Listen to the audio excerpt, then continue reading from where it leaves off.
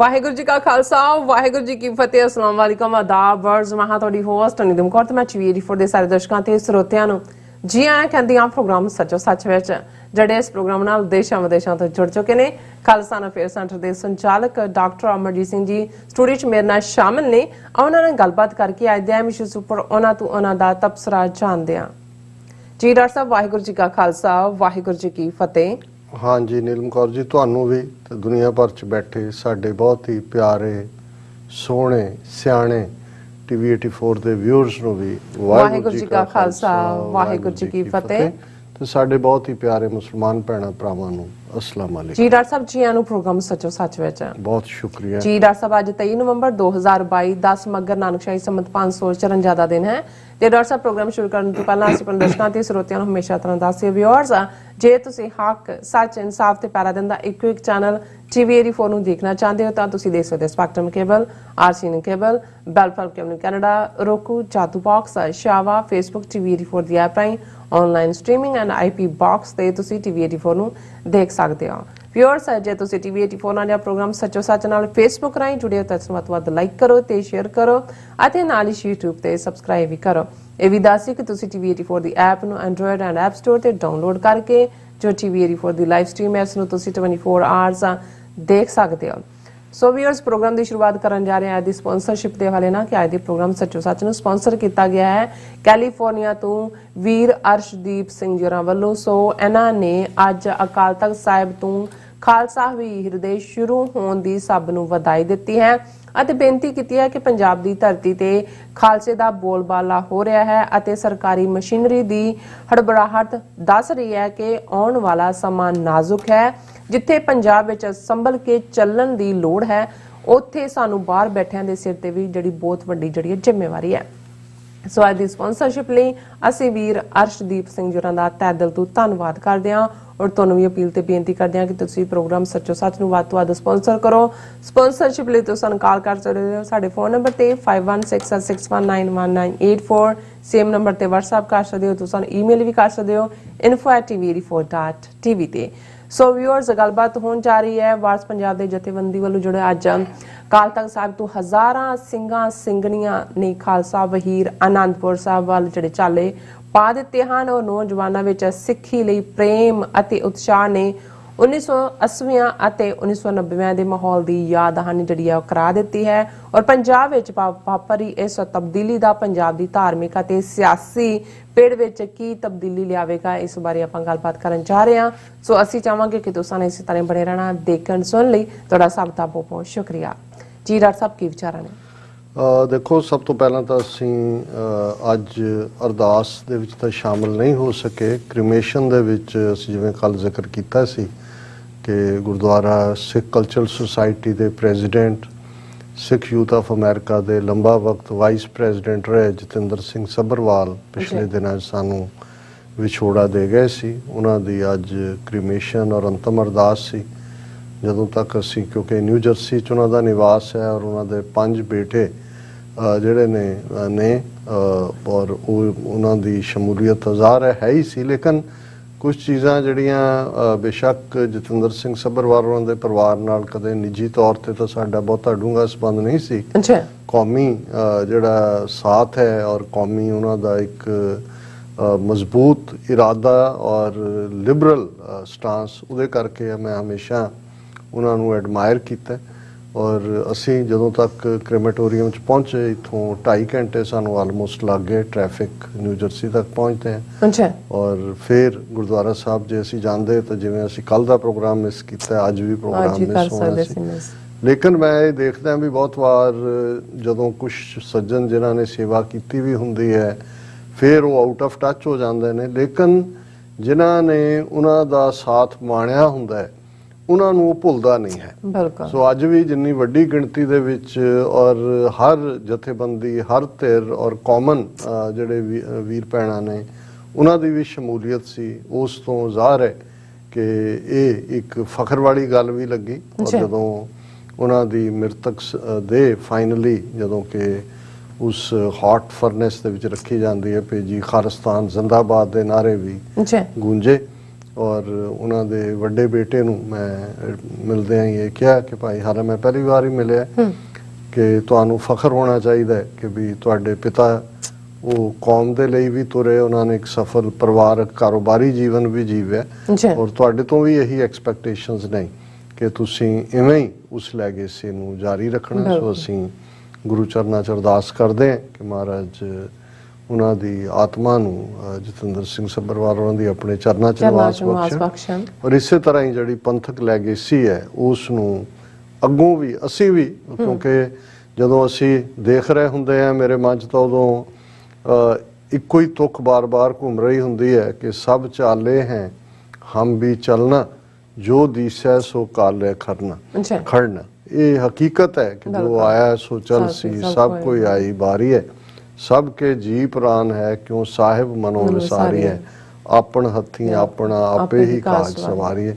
ਸੋ ਜ਼ਿੰਦਗੀ ਇਹ ਸਵਾਰਨ ਦਾ ਵੇਲਾ ਹੈ, ਅਖੀਰਲੇ ਵੇਲੇ ਵੀ। ਔਰ ਵੈਸੇ ਤਾਂ ਅਖੀਰਲਾ ਪਲ ਕਿਹਨੂੰ ਕਦੋਂ ਆ ਜਾਏ ਇਹਨੂੰ ਵੀ ਗੁਰੂ ਸਾਹਿਬ ਨੇ ਯਾਦ ਦਹਾਨੀ ਕਰਵਾਈ ਕਿ ਹਰ ਜਪੰਦਿਆਂ ਖਿਨ ਢਿੱਲ ਨਾ ਕੀਚਈ ਮੇਰੀ ਜਿੰਦੜੀਏ, ਮਤ ਕੇ ਜਾਪੈ ਸੌ ਆਵੇ ਕਿ ਨਾ ਆਵੇ ਰਾਮ। ਕਿ ਅਗਲਾ ਸਾਹ ਹੋਣਾ ਹੈ ਕਿ ਨਹੀਂ ਹੋਣਾ ਹੈ ਇਹ ਵੀ ਸਾਨੂੰ ਪਤਾ ਨਹੀਂ ਹੈ। ਪਰ ਇਸ ਕਿਸਮ ਦੇ ਮੌਕੇ ਤੇ ਜਦੋਂ ਅਸੀਂ ਕਮਿਊਨਿਟੀ ਸਪੋਰਟ ਦੇਖਦੇ ਹਾਂ ਤਾਂ ਫਿਰ ਇਸ ਗੱਲ ਦਾ ਹੌਸਲਾ ਵੀ ਹੁੰਦਾ ਹੈ ਕਿ ਕੌਮ ਐਪਰੀਸ਼ੀਏਟ ਵੀ ਕਰਦੀ ਹੈ ਜਿਨ੍ਹਾਂ ਨੇ ਇਸ ਪਾਸੇ ਪੇਸ਼ਕਦਮੀ ਕੀਤੀ। ਵੀਰ Arshdeep Singh California Union City Pune ਔਰ ਉਹਨਾਂ ਦੀ ਸਪਾਂਸਰਸ਼ਿਪ ਲਈ ਸ਼ੁਕਰੀਆ। ਔਰ ਜਿਹੜਾ ਉਹਨਾਂ ਨੇ ਆਪਣੀ ਸਪਾਂਸਰਸ਼ਿਪ ਦੇ ਨਾਲ ਮੈਸੇਜ ਦਿੱਤਾ ਉਹੀ ਸਾਡਾ ਲੀਡ ਸੈਗਮੈਂਟ ਵੀ ਹੈ। ਸੋ ਉਹ ਦੋਨੋਂ ਹੀ ਅਸੀਂ ਟੁਗੇਦਰ ਕਰਦੇ ਹਾਂਗੇ ਕਿਉਂਕਿ ਅੱਜ ਮੇਰਾ ਖਿਆਲ ਹੈ ਵੀ ਦੋ ਜਿਹੜੇ ਰੁਖ ਨੇ, ਇੱਕ ਪਾਸੇ ਤਾਂ ਸਮੁੱਚੇ ਡਾਇਸਪੋਰਾ ਸਿੱਖ ਪੰਜਾਬ ਵੱਲ ਦੇਖ ਰਹੇ ਸੀ ਕਿਉਂਕਿ ਜਿੰਨੀ ਤੇਜ਼ੀ ਨਾਲ ਤਬਦੀਲੀ ਪੰਜਾਬ ਦੇ ਧਾਰਮਿਕ, ਸਮਾਜਿਕ ਔਰ ਸਿਆਸੀ ਲੈਂਡਸਕੇਪ ਤੇ ਹੋ ਰਹੀ ਹੈ, ਇਸ ਨੇ ਇੰਡੀਅਨ ਏਜੰਸੀਆਂ ਨੂੰ, ਖੁਫੀਆ ਏਜੰਸੀਆਂ ਨੂੰ, ਉਹਨਾਂ ਦੇ ਟੌਂਟ ਬਟੌਂਟਾਂ ਨੂੰ ਤਾਂ ਸਖਤੇ ਦੇ ਵਿੱਚ ਲਿਆਂਦਾ ਹੀ ਹੋਇਆ ਹੈ ਔਰ ਹੈਰਤ ਦੇ ਵਿੱਚ ਪਾਇਆ ਹੀ ਹੋਇਆ ਹੈ। ਮੈਂ ਸਮਝਦਾ ਵੀ ਸਾਡੇ ਲਈ ਵੀ ਜਿਹੜੇ ਖਾਸ ਤੌਰ ਤੇ ਫੇਥ ਨਾਲ ਘੱਟ ਜੁੜੇ ਹੋਏ ਰਹੇ ਨੇ ਉਹ ਇੰਡੀਅਨ ਪ੍ਰੋਪੇਗੈਂਡੇ ਦਾ ਸ਼ਿਕਾਰ ਕਿ ਜੀ ਲੋਕ ਕੁਛ ਨਹੀਂ ਹੈ, ਪੰਜਾਬ 'ਚ ਤਾਂ ਕੋਈ ਸਿੱਖੀ ਸਰੂਪ ਹੀ ਨਹੀਂ ਮਿਲਦਾ, ਦੇਖੋ ਜੀ ਉਹ ਵੀ ਨਿਰੰਕਾਰੀ ਵੀ ਆ ਗਏ, ਫਿਰ ਰਾਧਾ ਸਵਾਮੀ ਦੁਆਬੇ 'ਚ ਆਸ਼ੂਤੋਸ਼ ਆ ਗਿਆ, ਇੱਧਰ ਰਾਧਾ ਸਵਾਮੀ, ਉੱਧਰ ਸੌਦਾ ਸਾਧ, ਦੇਖੋ ਜੀ 30,000 ਪੈਸਟਰ ਪੰਜਾਬ 'ਚ ਇੰਨੇ ਈਸਾਈ ਬਣਾਤੇ, ਪਹਿਲਾਂ ਇੰਨੇ ਸੀ ਫਿਰ ਇੰਨੇ ਹੋ ਗਏ ਔਰ ਬਾਕੀ ਨਸ਼ਿਆਂ 'ਚ ਲੱਗ ਗਏ। ਹਾਲਾਂ ਜਦੋਂ ਅਸੀਂ ਕਿਸਾਨ ਲਹਿਰ ਦੇ ਹਵਾਲੇ ਨਾਲ ਦੇਖਦੇ ਹਾਂ ਬਹੁਤ ਸਾਰੇ ਮਿੱਥ ਕਿਸਾਨ ਮੂਵਮੈਂਟ ਨੇ ਤੋੜੇ, ਉਹਦੇ 'ਚ ਕੋਈ ਸ਼ੱਕ ਨਹੀਂ ਹੈ ਕਿ ਕਿਵੇਂ ਸਮੁੱਚੀ ਸਿੱਖ ਕੌਮ ਜਿਹੜੀ ਹੈ ਉਸ ਨੇ 13 ਮਹੀਨੇ ਉਸ ਲੜਾਈ ਨੂੰ ਲੜਿਆ।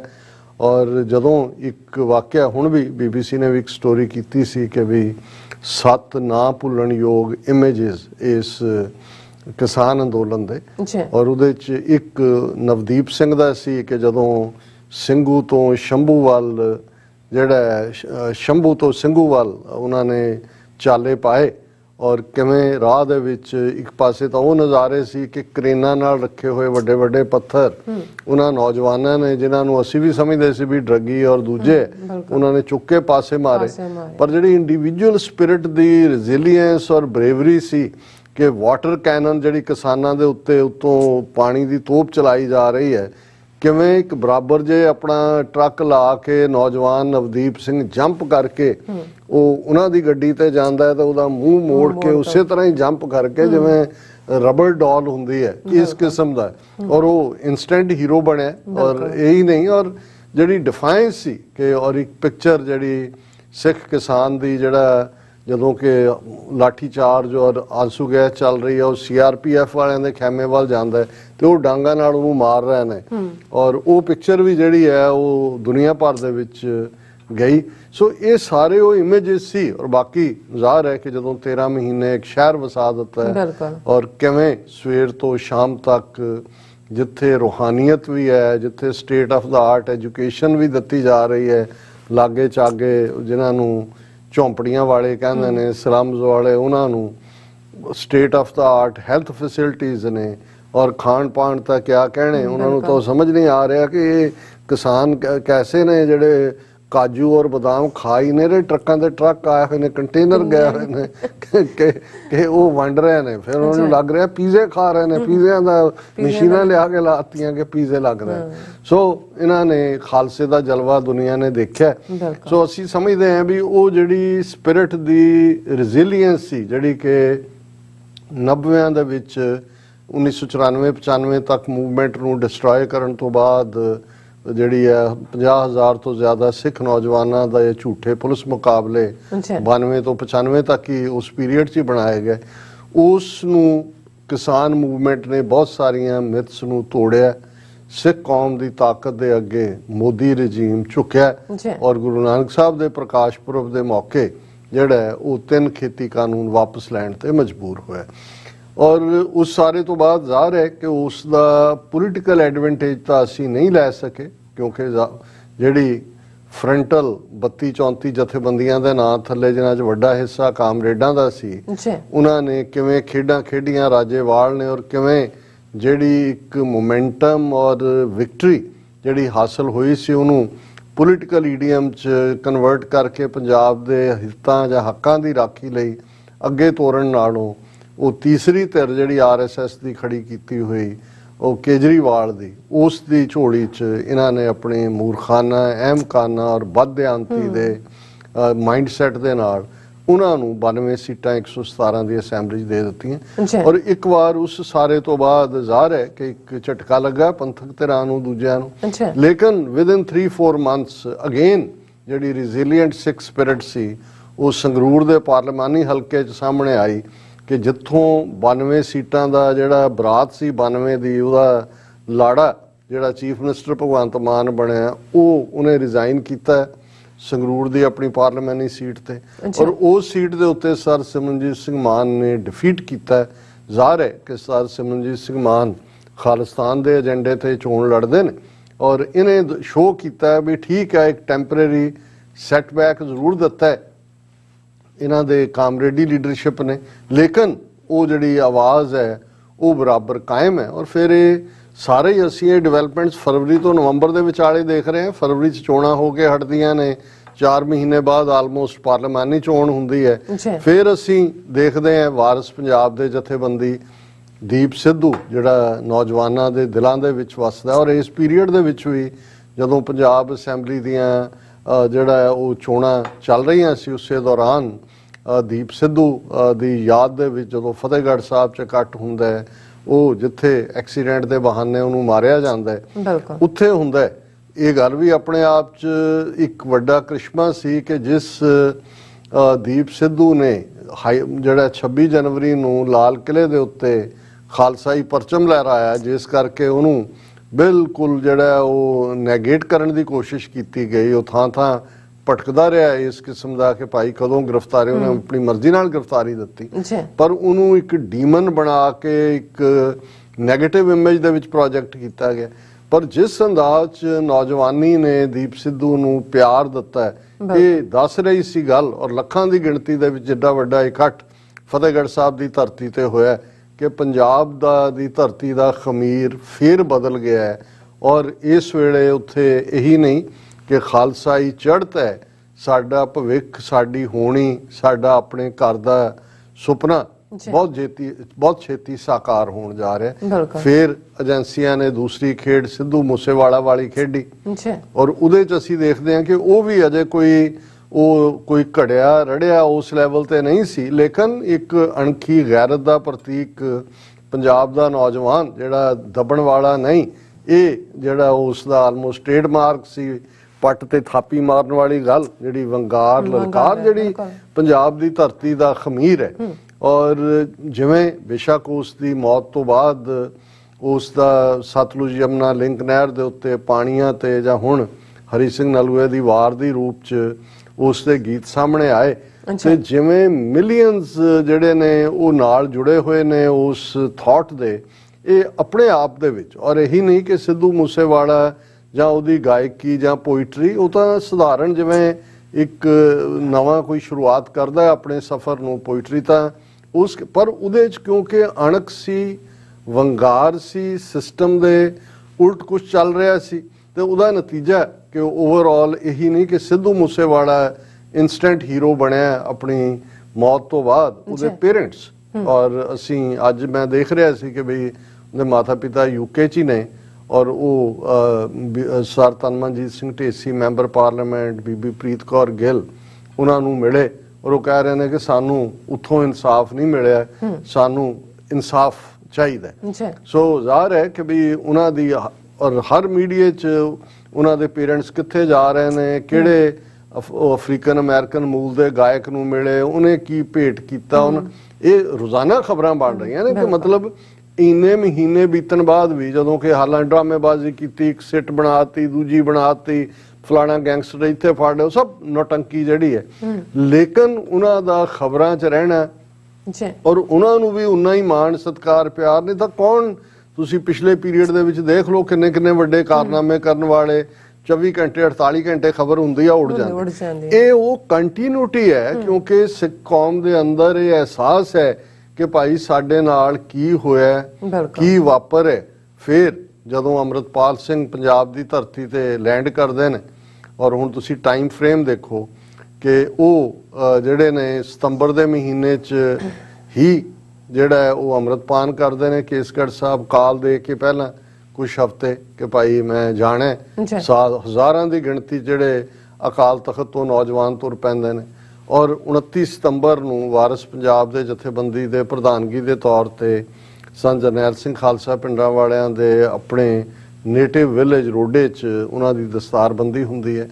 ਉਹ ਇਕੱਠ ਆਪਣੇ ਆਪ ਦੇ ਵਿੱਚ ਫਿਰ ਵੀ ਜਿਹੜੇ ਕੁਝ ਮੀਡੀਆ ਐਕਸਪਰਟ ਬਣੇ ਹੁੰਦੇ ਨੇ ਉਹਨਾਂ ਨੂੰ ਲੱਗਾ ਕਿ ਜੀ ਲੋਕਾਂ 'ਚ ਕਿਉਰਿਓਸਿਟੀ ਹੁੰਦੀ ਹੈ, ਕਈ ਵਾਰ ਕੋਈ ਨਵਾਂ ਬੰਦਾ ਆਉਂਦਾ ਉਹ ਦੇਖਣ ਜਾਂਦੇ ਨੇ, ਜਿਵੇਂ ਕੋਈ ਸਰਕਸ ਦੇਖਣ ਜਾਂਦੇ ਨੇ, ਜਾਂ ਉਹਨੂੰ ਬਿਲਿਟਲ ਕਰਨ ਦੀ। ਔਰ ਹਾਲਾਂ ਇੱਕ ਪੂਰਾ ਨੈਰੇਟਿਵ ਮੀਡੀਆ ਦੇ ਵਿੱਚ ਖਤਰਨਾਕ ਏਜੰਸੀਆਂ ਇੱਧਰ ਉੱਧਰ ਸਭ ਦਾ ਚੱਲ ਰਿਹਾ। ਔਰ ਮੈਂ ਦੇਖ ਰਿਹਾ ਸੀ ਇੱਕ ਇੰਟਰਵਿਊ ਦੀ ਅੰਮ੍ਰਿਤਪਾਲ ਸਿੰਘ ਦੀ ਦਾਦੀ ਦਾ ਇੱਕ ਮੀਡੀਆ ਵਾਲਾ ਕਰ ਰਿਹਾ, ਉਹ ਦਾਦੀ ਪੂਰੀ ਜਿਹੜੀ ਆ ਤੜਾਕ ਜਵਾਬ ਦੇ ਰਹੀ ਹੈ ਤੇ ਉਹ ਐਂਡ 'ਚ ਕਹਿੰਦਾ ਸੁਣ ਕੇ ਕਹਿੰਦਾ ਜੀ ਕੱਲ ਨੂੰ ਜੇ ਉਹਨਾਂ ਨੇ ਇਹ ਕਿਹਾ ਵੀ ਦਾਦੀ ਵੀ ਏਜੰਸੀਆਂ ਨਹੀਂ ਛੱਡੀ ਹੋਈ ਹੈ, ਫਿਰ ਉਹ ਇੰਨਾ ਜ਼ੋਰ ਦੀ ਹੱਸੀ। ਔਰ ਮੈਨੂੰ ਸਾਡੇ ਮਿੱਤਰ ਸ਼ੇਖ ਸਾਹਿਬ ਕਹਿੰਦੇ ਵੀ ਸਭ ਤੋਂ ਵਧੀਆ ਆਨਸਰ ਹੁੰਦਾ ਹੈ ਰਿਡੀਕਿਊਲ ਕਰਨਾ।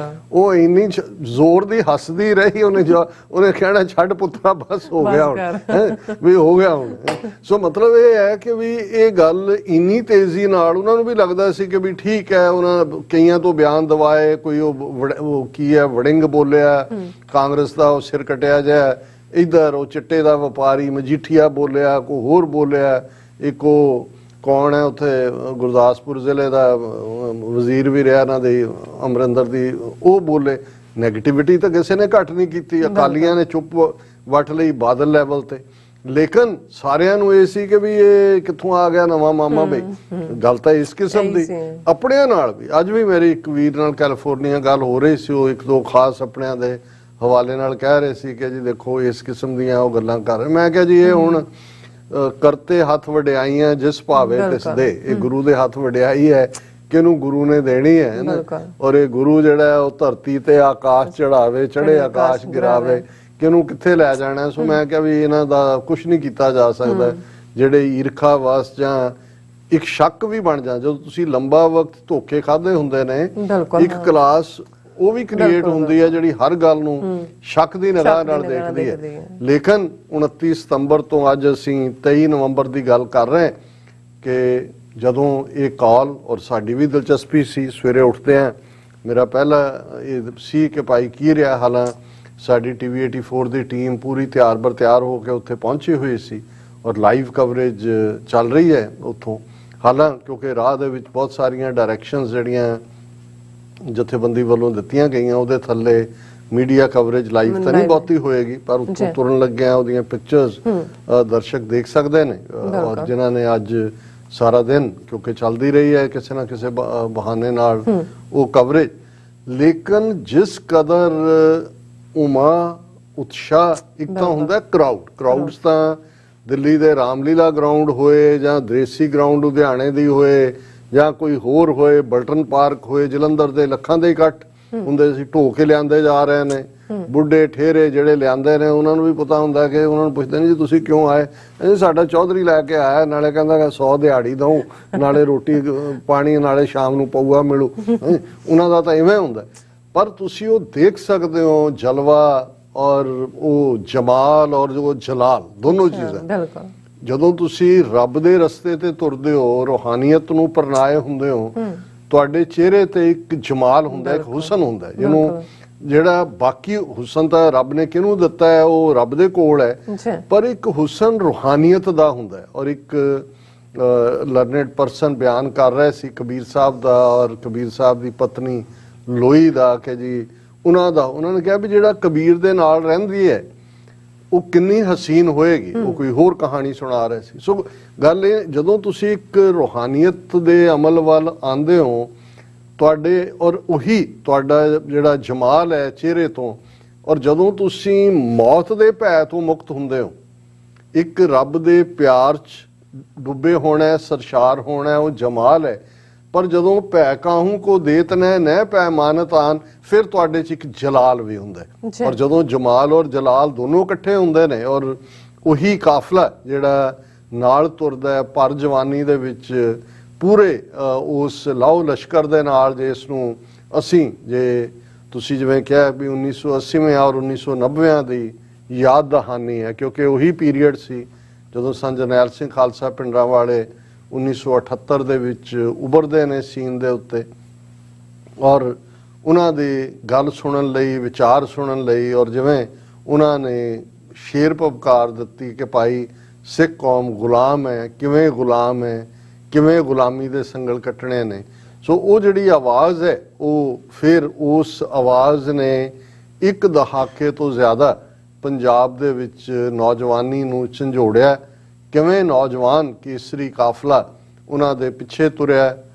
ਉਹਨਾਂ ਦੀ ਸ਼ਹਾਦਤ ਤੋਂ ਬਾਅਦ ਵੀ ਜੂਨ 84 ਦੇ ਪਹਿਲੇ ਹਫਤੇ ਇਹਨਾਂ ਜਿਹੜੀ ਅਗਲਾ ਦਹਾਕਾ ਹੈ 84 ਤੋਂ 94 ਤੱਕ ਦਾ ਲਗਭਗ, ਉਹਦੀ ਸਪਿਨ ਸੀ ਉਸ ਸਾਰੇ ਦੌਰ ਦੀ 80ਵਿਆਂ ਦੀ, ਕਿ ਉਹ ਇੱਕ ਦਹਾਕਾ ਬਿਲਕੁਲ ਆਮ ਨੌਜਵਾਨ ਪੇਂਡੂ ਅਨਟ੍ਰੇਨਡ 14 ਸਾਲ ਤੋਂ ਸ਼ੁਰੂ ਹੋ ਕੇ, ਜਿਵੇਂ ਉਹਨਾਂ ਨੇ ਫਿਰ ਹਥਿਆਰਾਂ ਦੇ ਵੀ ਜ਼ੋਰ ਦਿਖਾਏ, ਜਿਵੇਂ ਉਹਨਾਂ ਨੇ ਸਟੇਟ ਨੂੰ ਵਕਤ ਪਾ ਕੇ ਰੱਖਿਆ। ਇੱਕ ਪਾਕਿस्तानी स्कॉलर कह रहे थे सिखों ने नाक में दम कर रखा है इनके, भारत मारने वाले भी उनको सिख हैं जो उनका नुकसान, पर उन्होंने उनकी नाक में दम कर रखा है। मैं कहा ये ट्रिब्यूट होंगे, हालांकि वो अपना खौफ भी ਜ਼ਾਹਰ कर रहे हैं, लेकिन ये गल अज भी ਜਦੋਂ ਅਸੀਂ इस माहौल ਨੂੰ देखते हैं तो एक पासे ਜਿਹੜੇ ਏਜੰਸੀਆਂ ਦੇ ਪੜ੍ਹੇ ਪੜਾਏ ਤੋਤੇ ਜਿਹੜੇ ਜਦੋਂ ਇਹ ਕਹਿੰਦੇ ਨੇ ਜੀ ਇਹ ਤਾਂ ਪੰਜਾਬ 'ਚ ਅੱਤਵਾਦ ਦੁਬਾਰਾ ਆ ਜਾਏਗਾ, ਇਹ ਦੁਬਾਰਾ ਲਿਆਏ ਜੀ, ਮੁੰਡੇ ਮਰਵਾਉਣ ਲੱਗੇ ਨੇ, ਫਿਰ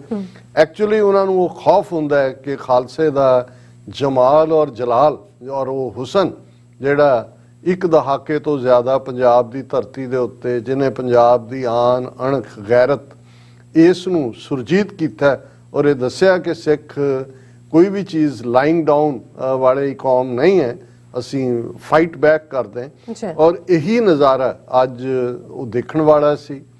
और जिवें असीं कल दे प्रोग्राम च वेरवे दे नाल जिक्र कीता सी कि भाई पड़ावार ये आलमोस्ट 10 दिन तक इन्हां ने पहुँचना है अपनी आनंदपुर साहिब, फिर 8 पोह तो जिहड़ा उस मार्ग दे उत्ते चलना है गुरु गोबिंद सिंह मार्ग ते, जदों कि गुरु कलगीधर पातशाह ने आनंदपुर दा किला छड्डिया और दमदमा साहब तक का सफ़र है, वहीर फिर दमदमा साहब तक है। उन्होंने अज जिहड़ी उहदी पूरी रॉयल उसकी विदायगी हुई है खालसा वहीर दी, ये अपने आप दे विच एक बहुत वड्डा उत्साह चाह वाला माहौल सी।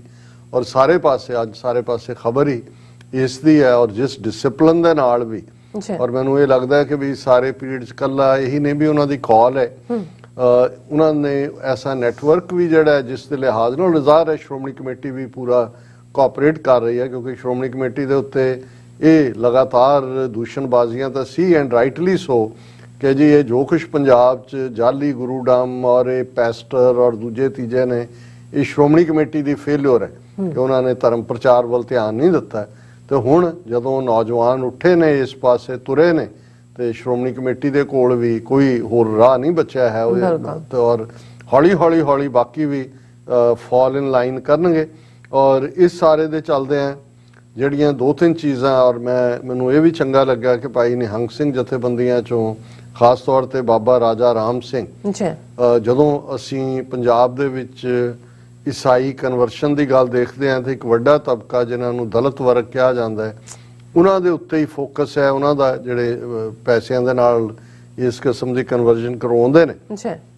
ਪਰ ਦੂਸਰੇ ਪਾਸੇ ਜਦੋਂ ਅਸੀਂ ਨਿਹੰਗ ਦਲਾਂ ਦੇ ਵਿੱਚ ਇਹ ਰਾਜਾ ਰਾਮ ਸਿੰਘ ਵਾਲਾ, ਕਿਉਂਕਿ ਇਹੀ ਨਿਹੰਗਾਂ ਦਾ ਗਰੁੱਪ ਸੀ ਜਿਨ੍ਹਾਂ ਨੇ ਕਿਸਾਨ ਲਹਿਰ ਦੇ ਵੇਲੇ ਵੀ ਜਾ ਕੇ ਮੋਰਚਾ ਜਿਹੜਾ ਉਸ ਸਿੰਘੂ ਦੇ ਵਿੱਚ ਲਾਇਆ ਸੀ ਬਰਾਬਰ, ਔਰ ਗੁਰੂ ਗ੍ਰੰਥ ਸਾਹਿਬ ਦੀ ਬੇਅਦਬੀ ਕਰਨ ਵਾਲਿਆਂ ਨੂੰ ਜਿਨ੍ਹਾਂ ਨੂੰ ਪੰਜਾਬ 'ਚ ਖੁੱਲੀ ਛੁੱਟੀ ਮਿਲੀ ਹੋਈ ਸੀ, ਉੱਥੇ ਇੱਕ ਪੋਥੀ ਦੀ ਬੇਅਦਬੀ ਕਰਨ ਵਾਲਿਆਂ ਨੂੰ ਉਹਨਾਂ ਨੇ ਦੱਸ ਦਿੱਤਾ ਸੀ ਵੀ ਕੀ ਹੈ।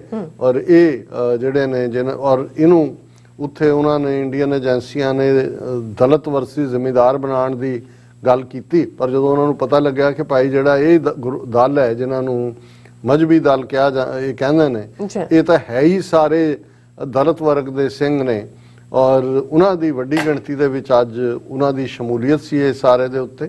ਔਰ ਉਹਨਾਂ ਨੇ ਬੜੇ ਬੇਖੌਫ ਅੰਦਾਜ਼ ਦੇ ਵਿੱਚ ਕਿਹਾ ਕਿ ਹਥਿਆਰਾਂ ਦੇ ਮਾਮਲੇ ਤੇ ਸਰਕਾਰਾਂ ਦਾ ਫੈਸਲਾ ਸਾਨੂੰ ਗੁਲਾਮੀ ਦਾ ਅਹਿਸਾਸ ਕਰਵਾਉਣ ਵਾਲਾ ਹੈ, ਸਾਨੂੰ ਸ਼ਸਤਰ ਗੁਰੂ ਸਾਹਿਬ ਨੇ ਬਖਸ਼ੇ ਨੇ।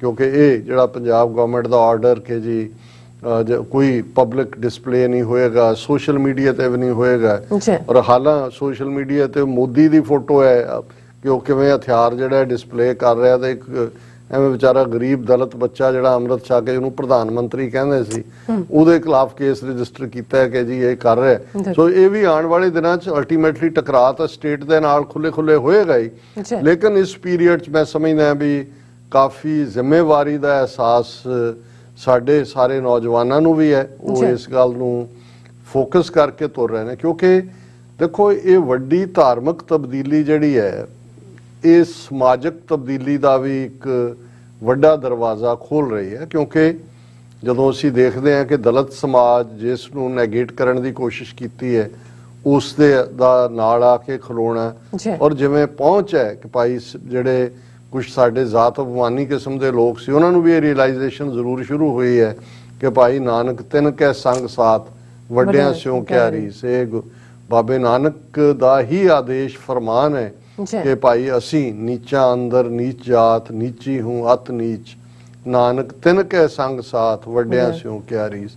ਹੁਣ ਉਹਨਾਂ ਦਾ ਨਾਲ ਹੋਣਾ, ਔਰ ਜਿਵੇਂ ਅੰਮ੍ਰਿਤਪਾਲ ਸਿੰਘ ਸਪੈਸ਼ਲੀ ਮਨੋਜ ਸਿੰਘ ਦੂਹਨ ਜਿਹੜੇ ਜਾਟ ਨੇ, ਸਿੰਘ ਸਜੇ ਨੇ, ਔਰ ਬੜਾ ਚੰਗਾ ਪ੍ਰਚਾਰ ਕਰ ਰਹੇ ਨੇ ਦੋਨਾਂ ਨੂੰ ਨੇੜੇ ਲਿਆਉਣ ਦਾ, ਉਹਨਾਂ ਨਾਲ ਮੁਲਾਕਾਤ। ਔਰ ਆਪਣੇ ਅੱਜ ਦੇ ਇੰਟਰਵਿਊ 'ਚ ਉਹਨਾਂ ਨੇ ਕਿਹਾ ਅਸੀਂ ਪੰਜਾਬ ਤੋਂ ਬਾਹਰ ਵੀ ਜਾਵਾਂਗੇ, ਔਰ ਅੱਜ ਹੀ ਸਾਡੇ ਮਿੱਤਰ ਮਲਕ ਸਾਹਿਬ ਉਹਨਾਂ ਦੀ ਕਾਲ ਵੀ ਸੀ, ਔਰ ਜਿੱਥੇ ਅਸੀਂ ਕ੍ਰਿਮੇਸ਼ਨ ਤੇ ਗਏ ਉੱਥੇ ਵੀ 2 ਸਿੱਖ ਨੌਜਵਾਨ ਜਿਹੜੇ ਮੱਧ ਪ੍ਰਦੇਸ਼, ਰਾਜਸਥਾਨ, ਕਰਨਾਟਕਾ ਦੇ ਜਿਹੜੇ ਕਬੀਲੇ ਨੇ, ਵਣਜਾਰੇ ਨੇ, ਜਿਨ੍ਹਾਂ ਦੇ ਵਿੱਚ ਇੱਕ ਮੀਣਾ ਕਬੀਲਾ ਹੈ ਵੱਡੀ ਗਿਣਤੀ 'ਚ, ਉਹਨਾਂ 'ਚ ਕੰਮ ਕਰ ਰਹੇ ਨੇ।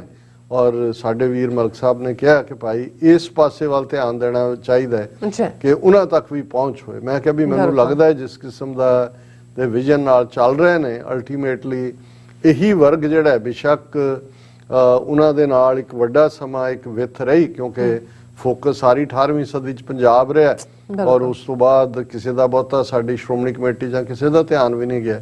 ਪਰ ਔਰ ਇਸ ਦੇ ਨਾਲ ਜਿਹੜਾ ਵੱਡਾ ਫਿਕਰ ਸਿਆਸੀ ਆਕਾਵਾਂ ਨੂੰ ਪਿਆ ਹੈ, ਸਿਆਸੀ ਚੇਂਜ, ਕਿਉਂਕਿ ਆਮ ਆਦਮੀ ਪਾਰਟੀ ਤਾਂ 3 ਮਹੀਨੇ ਦੇ ਵਿੱਚ ਰਿਜੈਕਟ ਹੋ ਗਈ, ਖਾਸ ਤੌਰ ਤੇ ਜਦੋਂ ਸੰਗਰੂਰ ਦੀ ਸੀਟ ਖਾਲਿਸਤਾਨੀ ਸੋਚ ਦੇ ਨੂੰ ਗਈ। ਹੁਣ ਉਹਨਾਂ ਨੂੰ ਇਹ ਨਜ਼ਰ ਆ ਰਿਹਾ ਕਿ ਵੀ ਇਹ ਜਿਹੜੀ ਪਾਵਰ ਬਿਲਟ ਹੋ ਰਹੀ ਹੈ, 24 ਦੇ ਵਿੱਚ ਪਾਰਲੀਮੈਂਟ ਦੀਆਂ ਚੋਣਾਂ ਆਉਣੀਆਂ ਨੇ, ਤੇ ਜੇ ਪੰਜਾਬ ਦੀ ਫਜ਼ਾ ਦੇ ਵਿੱਚ ਇਵੇਂ ਹੀ ਸਾਡੀ ਅੰਮ੍ਰਿਤਧਾਰੀ ਨੌਜਵਾਨੀ ਨਸ਼ਿਆਂ ਤੋਂ ਛੁਟਕਾਰਾ, ਔਰ ਉਸ ਸਾਰੇ ਤੋਂ ਬਾਅਦ ਫਰੀडम ਦੀ ਗੱਲ ਜਿਹੜੀ ਕਿ ਇਹ ਸਾਰੇ ਦਾ ਕਰਕਸ ਹੈ, ਤੇ ਉਹਨਾਂ ਨੂੰ ਲੱਗਦਾ ਕਿ ਵੀ ਇਹ ਤਾਂ ਕਿਵੇਂ ਪੰਜਾਬ ਨੂੰ ਅਸੀਂ ਹੈਂਡਲ ਕਰਾਂਗੇ। ਮੈਂ 2 ਲਿਖਤਾਂ ਜਿਹੜੀਆਂ ਨੇ ਕੁਇਕਲੀ ਐਜ਼ ਅ ਟ੍ਰਿਬਿਊਟ ਦੇਣਾ ਚਾਹੁੰਦਾ। ਇੱਕ ਲਿਖਤ ਰੂਪ 'ਚ ਹੈ ਔਰ ਇੱਕ ਨਜ਼ਮ ਰੂਪ ਦੇ ਵਿੱਚ ਹੈ, ਜਿਹੜਾ ਇਸ ਤਬਦੀਲੀ ਵੱਲ ਇਸ਼ਾਰਾ ਕਰਦਾ ਹੈ ਜਿਹੜਾ ਅੱਜ ਨਜ਼ਾਰਾ ਔਰ ਜਿਹੜਾ ਉਹ ਸਾਰਿਆਂ ਨੇ ਦੇਖਿਆ। ਇੱਕ ਹਰਪ੍ਰੀਤ ਸਿੰਘ ਕਾਲੋਂ ਉਹਨਾਂ ਦੀ ਲਿਖਤ ਹੈ, ਉਹਨਾਂ ਕਿਹਾ ਗਾਨੇ ਬਨ ਕੇ ਸ਼ਹੀਦੀਆਂ ਨੂੰ ਫੇਰ ਤੁਰ ਪਏ ਜੀ, ਗਾਨੇ ਬਨ ਕੇ। ਬਿਲਕੁਲ। ਉਹਨਾਂ ਨੇ ਆਪਣੀ ਯਾਦ ਬਚਪਨ ਦੀ ਦਿੱਤੀ। ਪਿੰਡ ਦੀ ਸੇਵਾ ਲੱਗਣੀ ਕਿ ਗੁਰਦੁਆਰਾ ਬੌਲੀ ਸਾਹਿਬ ਪਾਤਸ਼ਾਹੀ 10ਵੀਂ ਮੱਸਿਆ ਨੂੰ ਲੰਗਰ ਤੁਹਾਡੇ ਪਿੰਡ ਦਾ ਹੈ। ਟਰਾਲੀਆਂ ਭਰ ਤੁਰ ਪੈਣਾ, ਸਤਨਾਮ ਵਾਹਿਗੁਰੂ ਦੇ ਜਾਪ ਹੋਣੇ, ਬੀਬੀਆਂ ਗਾਉਂਦੇ ਜਾਣਾ, ਵਿਆਹ ਵਾਂਗ ਹੀ ਹੋਣਾ, ਸ਼ਹੀਦੀਆਂ ਦੀਆਂ ਘੋੜੀਆਂ ਗਾਉਣੀਆਂ, ਗਾਨੇ ਬਨ ਕੇ ਸ਼ਹੀਦੀਆਂ ਨੂੰ ਫੇਰ ਤੁਰ ਪਏ ਜੀ, ਗਾਨੇ ਬਨ ਕੇ। ਖਾਲਸਾ ਵਹੀਰ ਹੁਣ ਕੋਈ ਨਵੀਂ ਥੋੜੀ ਹੈ, ਸਿੰਘਾਂ ਇੰਜ ਵਾਰ-ਵਾਰ ਪਾਤਸ਼ਾਹੀ ਪੈਂਡਿਆਂ ਤੇ ਤੁਰਨਾ ਹੈ ਤੇ ਤੁਰਦੇ ਆਏ ਹਨ। ਨਾਮ ਸਿਮਰਨ ਨਾਲ ਗੁਰੂ ਵਾਲੇ ਬਨ ਕਿਰਦਾਰਾਂ ਨੂੰ ਬਲ ਮਿਲੇਗਾ। ਸਰੀਰਕ ਮਾਨਸਿਕ ਤੰਦਰੁਸਤੀ ਨਸ਼ੇ ਅਲਾਮਤਾਂ ਤੋਂ ਦੂਰ ਕਰਦੇ ਆ, ਪੰਜਾਬ ਦੇ ਹੁਸਨ ਵਿੱਚ ਫੇਰ ਤੋਂ ਚੜ੍ਹਦੀ ਕਲਾ ਭਰੇਗੀ। ਇਹ ਧਰਮ ਦਾ ਅਗੰਮੀ ਵਰਤਾਰਾ ਹੈ ਜਿਹਨੂੰ ਨਾਦਾਨ ਦਿਲ ਕੱਟੜਤਾ ਅਤੇ ਸੰਕੀਰਤਤਾ ਕਹਿ ਉੱਠਦੇ ਹਨ। ਪੰਜਾਬ ਦਾ ਮੁਹਾਵਰਾ ਲੋਕਧਾਰਾ ਵਿੱਚ ਪੰਜਾਬ ਗੁਰਾਂ ਦੇ ਨਾਮ ਤੇ ਜਿਉਂਦਾ ਹੈ ਅਤੇ ਪੰਜਾਬ ਇੱਥੇ ਵਸਦੀ ਹੋਂਦ ਦਾ ਨਾਮ ਹੈ। ਖੁਸ਼ ਹੋਇਆ ਕਰੋ, ਪੰਜਾਬ तमाम ਝਖੜਾਂ ਵਿੱਚੋਂ ਲੰਘਦੇ ਆ, ਅਖੀਰ ਆਪਣੀ ਖਸਲਤ ਤੋਂ ਖਾਲਸਾਈ ਸੁਰਤ ਦਾ ਜਲਾਲ ਹੈ। ਤਖਤ ਅਕਾਲ ਸਾਹਿਬ ਤੋਂ ਥਾਪੜਾ ਲੈ ਕੇ ਸ਼੍ਰੀ ਅਨੰਦਪੁਰ ਸਾਹਿਬ ਜਾ ਪਹੁੰਚਣਾ ਹੈ। ਗੁਰੂ ਦੀ ਚਰਨ ਛੋਹ ਨਗਰੀ ਵੱਲ ਹੋਣੇ ਹਨ, ਮੁੱਖ ਗੁਰੂ ਦੀ ਚਰਨ ਛੋਹ ਨਗਰੀ ਵੱਲ ਹੋਣੇ ਹਨ। ਪੋਹ ਮਹੀਨਾ ਪੰਜਾਬ ਵਿੱਚ ਸ਼ਹੀਦੀਆਂ ਦਾ ਹੈ। ਖਾਲਸਾ ਵਹੀਰ ਭਾਈ ਅੰਮ੍ਰਿਤਪਾਲ ਸਿੰਘ ਦੀ ਨਹੀਂ, ਇਹ ਗੁਰੂ ਸੰਗਤ ਦੀ ਹੈ। ਗੁਰੂ ਸੰਗਤ ਵਿੱਚ ਗੁਰੂ ਆਪ ਹਾਜ਼ਰ ਹੁੰਦੇ ਹਨ। ਨਿਤਨੇਮ, ਜਪ ਜੀ, ਆਸਾ ਦੀ ਵਾਰ, ਰਹਿ ਰਾਸ ਦੇ ਪਾਠ ਹੋਣਗੇ। ਗੁਰਬਾਣੀ ਦਾ ਪ੍ਰਵਾਹ ਚੱਲਦਾ ਹੈ। ਖਾਲਸਾ ਵਹੀਰ ਪਾਤਸ਼ਾਹੀ ਪਿੰਡ ਹੈ। ਔਰ ਇਸੇ ਤਰ੍ਹਾਂ ਸਾਡੇ ਵੀਰ ਭਾਈ ਸੰਤੋਖ ਸਿੰਘ ਜਿਹੜੇ ਸ਼ਾਇਰੀ ਦੀਆਂ ਉਚਾਰਣਾਂ ਛੋ ਰਹੇ ਨੇ, ਉਹਨਾਂ ਨੇ ਸਾਨੂੰ ਨਜ਼ਮ ਭੇਜੀ, ਪੰਜਾਬ ਦੀ ਧਰਤੀ। ਕਰ ਦਿਓ ਖਾਲਸੇ ਦਾ ਤੁਸੀਂ ਅਸਮਾਨ ਖਾਲੀ, ਚਿੱਟੇ ਬਾਜ਼ਾਂ ਉਡਾਰੀਆਂ ਲਾਉਣੀਆਂ ਨੇ। ਇਹ ਦਿੱਲੀ ਹਾਕਮਾਂ ਨੂੰ ਚੈਲੰਜ ਹੈ, ਵੰਗਾਰ ਹੈ। ਕਰ ਦਿਓ ਖਾਲਸੇ ਦਾ ਤੁਸੀਂ ਅਸਮਾਨ ਖਾਲੀ, ਚਿੱਟੇ ਬਾਜ਼ਾਂ ਉਡਾਰੀਆਂ ਲਾਉਣੀਆਂ ਨੇ। ਸਾਡੀ ਧਰਤੀ ਤੇ ਆਉਣਾ ਬੰਦ ਕਰ ਦਿਓ, ਨੀਲੇ ਘੋੜੇ ਨੇ, ਟਾਪਾਂ ਪਾਉਣੀਆਂ ਨੇ। ਸਿੱਖ ਕਿਸੇ ਦਾ ਕਦੇ ਹੱਕ ਮਾਰਦੇ ਨਹੀਂ, ਗੱਲਾਂ ਸਾਫ਼ ਤੁਹਾਨੂੰ ਸਮਝਾਉਣੀਆਂ ਨੇ।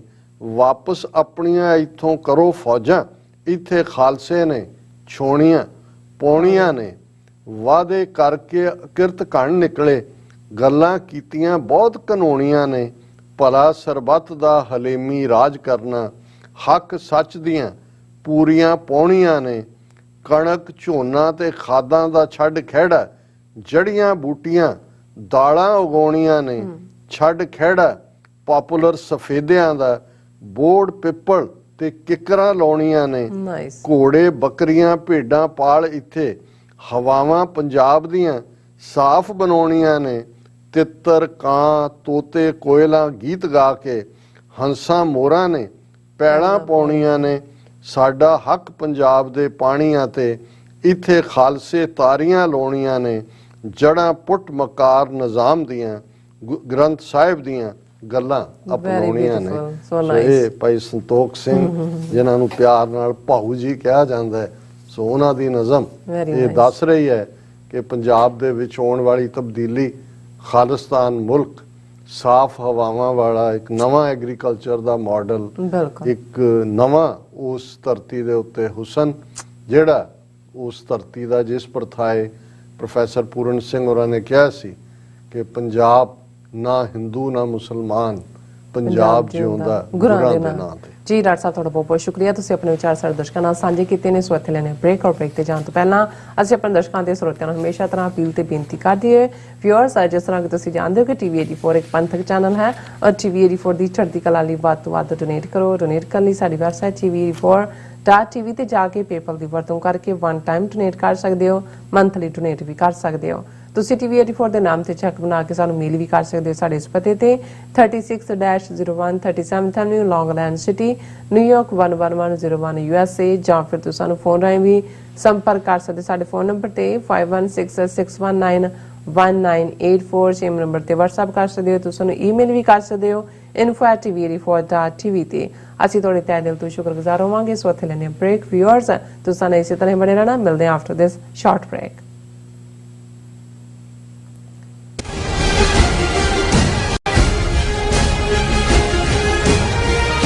ਇੱਕ ਓੰਕਾਰ ਇੱਕ ਸ਼ਬਦ ਵੱਖਰਾ ਕਹਿਣਾ, ਇੱਕ ਓੰਕਾਰ ਇਸ ਤਰ੍ਹਾਂ ਬੋਲਣਾ। ਸਾਡਾ ਇਹ ਨਿੱਕਾ ਜਿਹਾ ਉਪਰਾਲਾ ਹੈ ਕਿ ਅਸੀਂ ਸਾਰੇ ਖੁਦ ਧੰਨ ਸ਼੍ਰੀ ਗੁਰੂ ਗ੍ਰੰਥ ਸਾਹਿਬ ਜੀ ਦੀ ਬਾਣੀ ਦਾ ਸ਼ੁੱਧ ਉਚਾਰਨ ਕਰ ਸਕੀਏ। ਸਤਿਨਾਮ ਕਰਤਾ ਪੁਰਖ।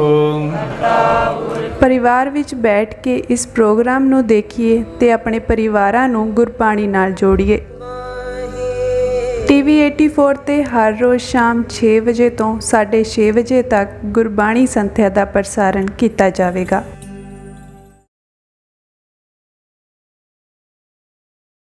ਕੀ ਤੁਸੀਂ ਰੋਜ਼ਾਨਾ ਕੰਮ ਤੇ ਆਪਣਾ ਵਧੇਰੇ ਸਮਾਂ ਬਿਤਾਉਣ ਤੋਂ ਪਰੇਸ਼ਾਨ ਹੋ? ਆਪਣੀ ਪੂੰਜੀ ਨੂੰ ਕੰਮ ਤੇ ਲਗਾਓ, ਸਾਡੇ ਨਾਲ ਇਨਵੈਸਟ ਕਰੋ। ਅਸੀਂ ਤੁਹਾਡੀ ਪੂੰਜੀ ਤੋਂ ਤੁਹਾਡੇ ਲਈ ਵਧੇਰੇ ਪੈਸੇ ਬਣਾ ਸਕਦੇ ਹਾਂ। ਅਸੀਂ ਪ੍ਰਾਈਵੇਟ ਇਕੁਇਟੀ ਇਨਵੈਸਟਮੈਂਟ ਫਰਮ ਹਾਂ ਤੇ ਕਮਰਸ਼ੀਅਲ ਰੀਅਲ ਏਸਟੇਟ ਵਿੱਚ ਮਾਹਿਰ ਹਾਂ। Property management, leasing, asset management, commercial real estate investment ਵਿੱਚ ਸਾਰੀਆਂ ਸੇਵਾਵਾਂ ਲਈ ਅਮਰੀਕਾ ਭਰ ਵਿੱਚੋਂ ਤੁਸੀਂ ਸਾਡੇ ਤੱਕ ਪਹੁੰਚ ਕਰ ਸਕਦੇ ਹੋ। ਆਜ਼ਾਦ ਕਮਰਸ਼ੀਅਲ ਰੀਅਲਟੀ ਸਰਵਿਸਿਜ਼ ਤੇ Azad Family Trust 701 North Port Oak Road, suite number 204, Houston, Texas. ਤੁਸੀਂ ਸਾਨੂੰ ਸਾਡੇ ਫੋਨ ਨੰਬਰ 7136861277 ਤੇ ਵੀ ਸੰਪਰਕ ਕਰ ਸਕਦੇ ਹੋ। Azad Commercial realty.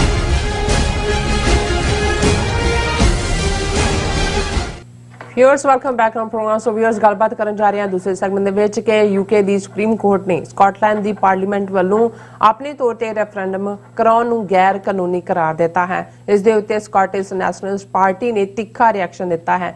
ਇਸ ਰਿਐਕਸ਼ਨ ਨੂੰ ਖਾਲਿਸਤਾਨ ਰੈਫਰੈਂਡਮ ਨਾਲ ਜੋੜ ਕੇ ਵੇਖਿਆ ਜਾ ਸਕਦਾ ਹੈ। ਸੋ ਇਸ ਬਾਰੇ ਆਪਾਂ ਗੱਲਬਾਤ ਕਰਨ ਜਾ ਰਹੇ ਹਾਂ। ਸੋ ਅਸੀਂ ਚਾਹਾਂਗੇ ਕਿ ਤੁਸੀਂ ਇਸੇ ਤਰ੍ਹਾਂ ਬਣੇ ਰਹਿਣਾ। ਦੇਖਣ ਸੁਣ ਲਈ ਐਂਡ ਲਿਖਣ ਲਈ ਤੁਹਾਡਾ ਸਭ ਦਾ ਬਹੁਤ ਬਹੁਤ ਧੰਨਵਾਦ। ਜੀ ਰਾਜ ਸਾਹਿਬ ਕੀ ਵਿਚਾਰਾਂ ਨੇ?